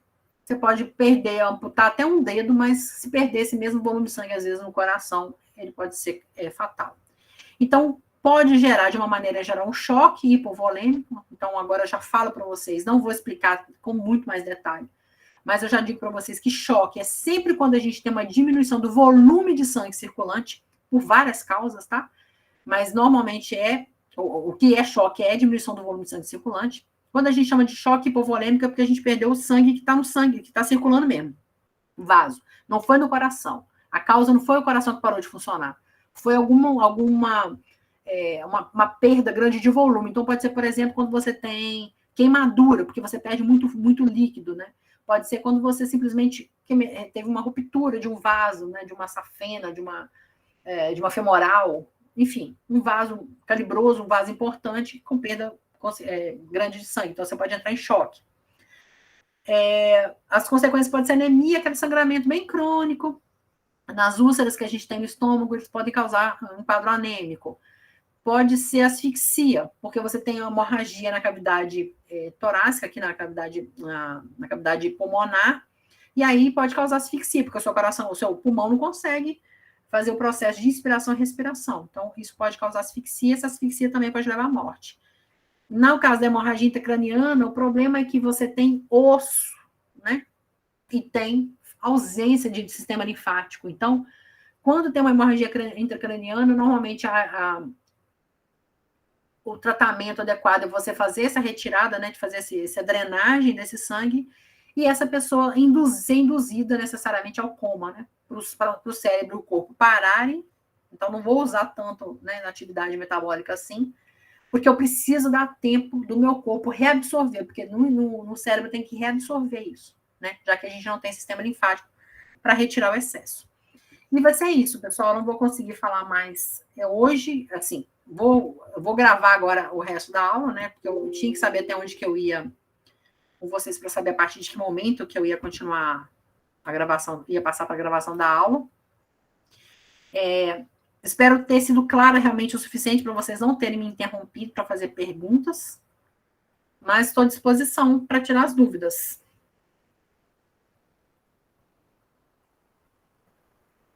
Professora, bom dia. Oi? Em relação à avaliação da semana que vem, a senhora vai mandar um link para a gente e vai estipular o horário da aula? Sim. Exatamente assim.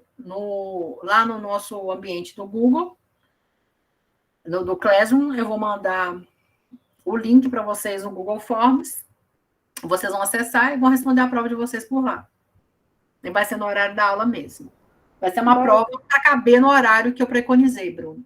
Vai ser no horário da aula, mas tem que ser... Eu vou preparar a aula de maneira que com 1 hora você consiga fazer a prova, mas aquelas pessoas que têm mais, digamos, mais critério para fazer, ou porque é mais lento mesmo, que gosta de fazer e refazer, enfim, não importa. Cada um tem um jeito de fazer a prova. Ela vai conseguir fazer com as 2 horas, mas não vai precisar de 2 horas. Se eu colocar 1 hora, possivelmente vai ser suficiente, mas eu vou colocar 2 horas para usar o tempo todo da aula, certo? Mas vai ser no horário da aula. Também, ou vai ser tudo fechado? Não fiz ainda, Bruno, mas possivelmente vai ser a maior parte dela toda fechada. Não sei se eu vou fazer 1 ou 2 questões abertas, mas questões bem diretas, porque, enfim, porque eu gosto de questões abertas, eu acho que eu consigo entender melhor o que vocês entenderam e tal, porque na questão fechada, enfim, até nas abertas, nesse caso, a gente sabe que vocês falam entre vocês mesmos, discutem e tal, isso não me incomoda necessariamente assim, porque eu acho que essa discussão é benéfica, sabe? Mas as questões fechadas, às vezes, restringem um pouco o conhecimento do aluno. Embora, de novo, vocês vão discutir, vão descobrir, olha, letra A, letra B, enfim, a gente sabe que vocês estão fazendo isso o tempo todo, já tem arsenais de questões da gente por aí, mas é uma maneira que a gente tem a obrigação de fazer essa avaliação de alguma forma. Eu vou fazer essa avaliação com todo cuidado, com todo respeito a vocês, mas usando possivelmente né, de fazer uma ou duas questões abertas para eu poder corrigir depois. Tá bom? Porque eu acho que é melhor assim, porque eu consigo ver, ou acompanhar vocês melhor. Quando a questão toda fechada, eu não sei necessariamente se você só pegou o seu colega lá e botou lá as respostas, ou se você realmente sabia responder aquilo. Porque, para mim, é o que às vezes vocês não acreditam, para mim não é a nota que importa. Eu vejo, por isso que eu gosto de aula presencial também, porque você vê o comprometimento, vê o interesse do aluno, tem gente que está se matando para entender realmente naquela dificuldade, naquela sua disciplina. Vai muito bem em química, é fodástico em fisicoquímica, mas na patologia às vezes não vai tão bem em termos de nota absoluta. Isso não significa que ele não entendeu. Ao passo que tem gente que tem nota muito boa, mas depois se você vai conversar com ele sobre o assunto, ele não consegue sair daquilo lá, porque ele basicamente meio que decorou, ficou meio assim, sabe? Então, o entendimento, esse negócio de rendimento, para mim, está muito mais no visual. Eu vejo como que vocês estão participando, percebo aquelas pessoas que perguntam, ou tem gente que não pergunta, mas você percebe na cara dela que ela está entendendo. Ou então tem gente que faz assim com a cabeça o tempo todo, quando você olha para ela, você está vendo que ela está viajando, está em outro lugar. Lógico que eu tenho muitos anos de prática. Não conheço vocês de cor, mas a gente consegue ver alguns sinais. Por isso que faz falta esse contato olho no olho, sabe? Porque ajuda até você a mudar a sua linguagem, a aproximar de umas pessoas que você está vendo que estão meio perdidas ali. Que eu não consigo ver aqui. Porque essas pessoas também não se expressam, né? Não dizem, não estou entendendo, não estou entendendo. Não sei por que motivo, tem vergonha e tal. Não estou julgando, gente, estou só dizendo. Eu queria que vocês se manifestassem mais, né? Para eu até saber como que eu posso melhorar a explicação para vocês. Eu tento fazer de uma maneira muito clara, mas às vezes o claro para mim não é o claro para vocês, né? Mas se não tem manifestação contrária, eu acho que vocês estão me acompanhando, né? Enfim, mas a prova, Bruna, vai ser feita de maneira que vocês consigam responder dentro dessas 2 horas, independente se tem questão aberta ou se tem questão fechada, tá bem? É porque eu não fiz ainda, então não sei te responder assim com certeza quantas questões serão. Eu tenho que sentar no momento e parar para pensar explicitamente nessa prova. Eu não fiz isso ainda. Confesso para você que eu não tive tempo de fazer isso, tá bom? Muito honestamente dizendo, eu não fiz ainda. Tá, ok. Tá bom? Alguma pergunta, pessoal? Adriane perguntou que vai cair todos os assuntos. É o que eu disse. De todas as aulas que a gente teve até hoje, na aula que é essa aula que eu vou acabar de gravar agora, eu terminando aqui de conversar com vocês, vou abrir uma outra gravação, vou fazer a aula, terminando essa aula para vocês, mas essa aula não será cobrada na primeira avaliação, vai ser cobrada na segunda avaliação. Por quê? Porque, obrigatoriamente, digamos assim, vocês vão ter que assistir essa aula só na terça-feira. Embora eu vá disponibilizar hoje, vocês vão assistir, teoricamente, né, na terça-feira. Então, não acho justo dar aula na terça e cobrar na quarta. Eu nunca fiz isso, não vou começar a fazer isso agora, certo? Então, vai ficar a aula lá disponibilizada para vocês, mas ela não vai cair na prova.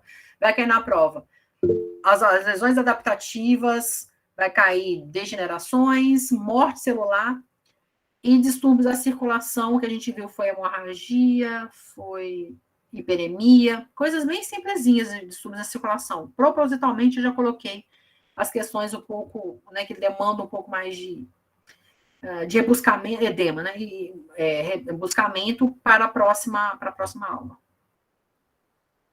Então, não vai cair tudo, não. É até a aula de hoje. Mas eu vou deixar escrito lá também. Prova do dia 22 de dezembro, e a matéria que vai cair até a aula de hoje. Todas as aulas estão disponibilizadas lá. Todas as gravações, né, estão disponibilizadas. Inclusive aquela de ontem, já coloquei lá ontem, todo o material está lá. Certo? Mais alguma questão, pessoal? Se não, vou me despedir de vocês, desejando para vocês que vocês tenham, eu não sei qual de religião de vocês, então cada um vê o Natal de uma forma, mas eu espero que vocês estejam em paz, em segurança, com saúde, podendo aproveitar aos familiares de vocês, curtir esse carinho, né, que a gente recebe, né, dos familiares, isso faz uma diferença imensa na vida da gente, que vocês possam ter esse momento de sossego, de acolhimento, né, de fortalecimento, de pegar energia muito boa com seus amigos e seus familiares, que a gente comece o ano que vem e que ele seja um ano vitorioso para todo mundo, com muitas vitórias das maneiras mais diversas possíveis, né, de aprendizado, de notas boas também, se for o caso, de resultados positivos na vida pessoal de vocês. Sejam felizes. Deus abençoe cada um de vocês. E a gente vai se ver, se Deus quiser, no ano que vem. Esquece que eu vou estar de férias, não. A gente só vai ter aula agora de novo, assim, tete a tete, no dia 1º de fevereiro, se não me engano, tá bom? Só olhar lá a data direitinho, mas eu vou estar lá no dia que tá marcadinho, tá bom? Um beijo para vocês, fiquem com Deus, até mais. Obrigado, pessoal, para vocês também. Boas festas.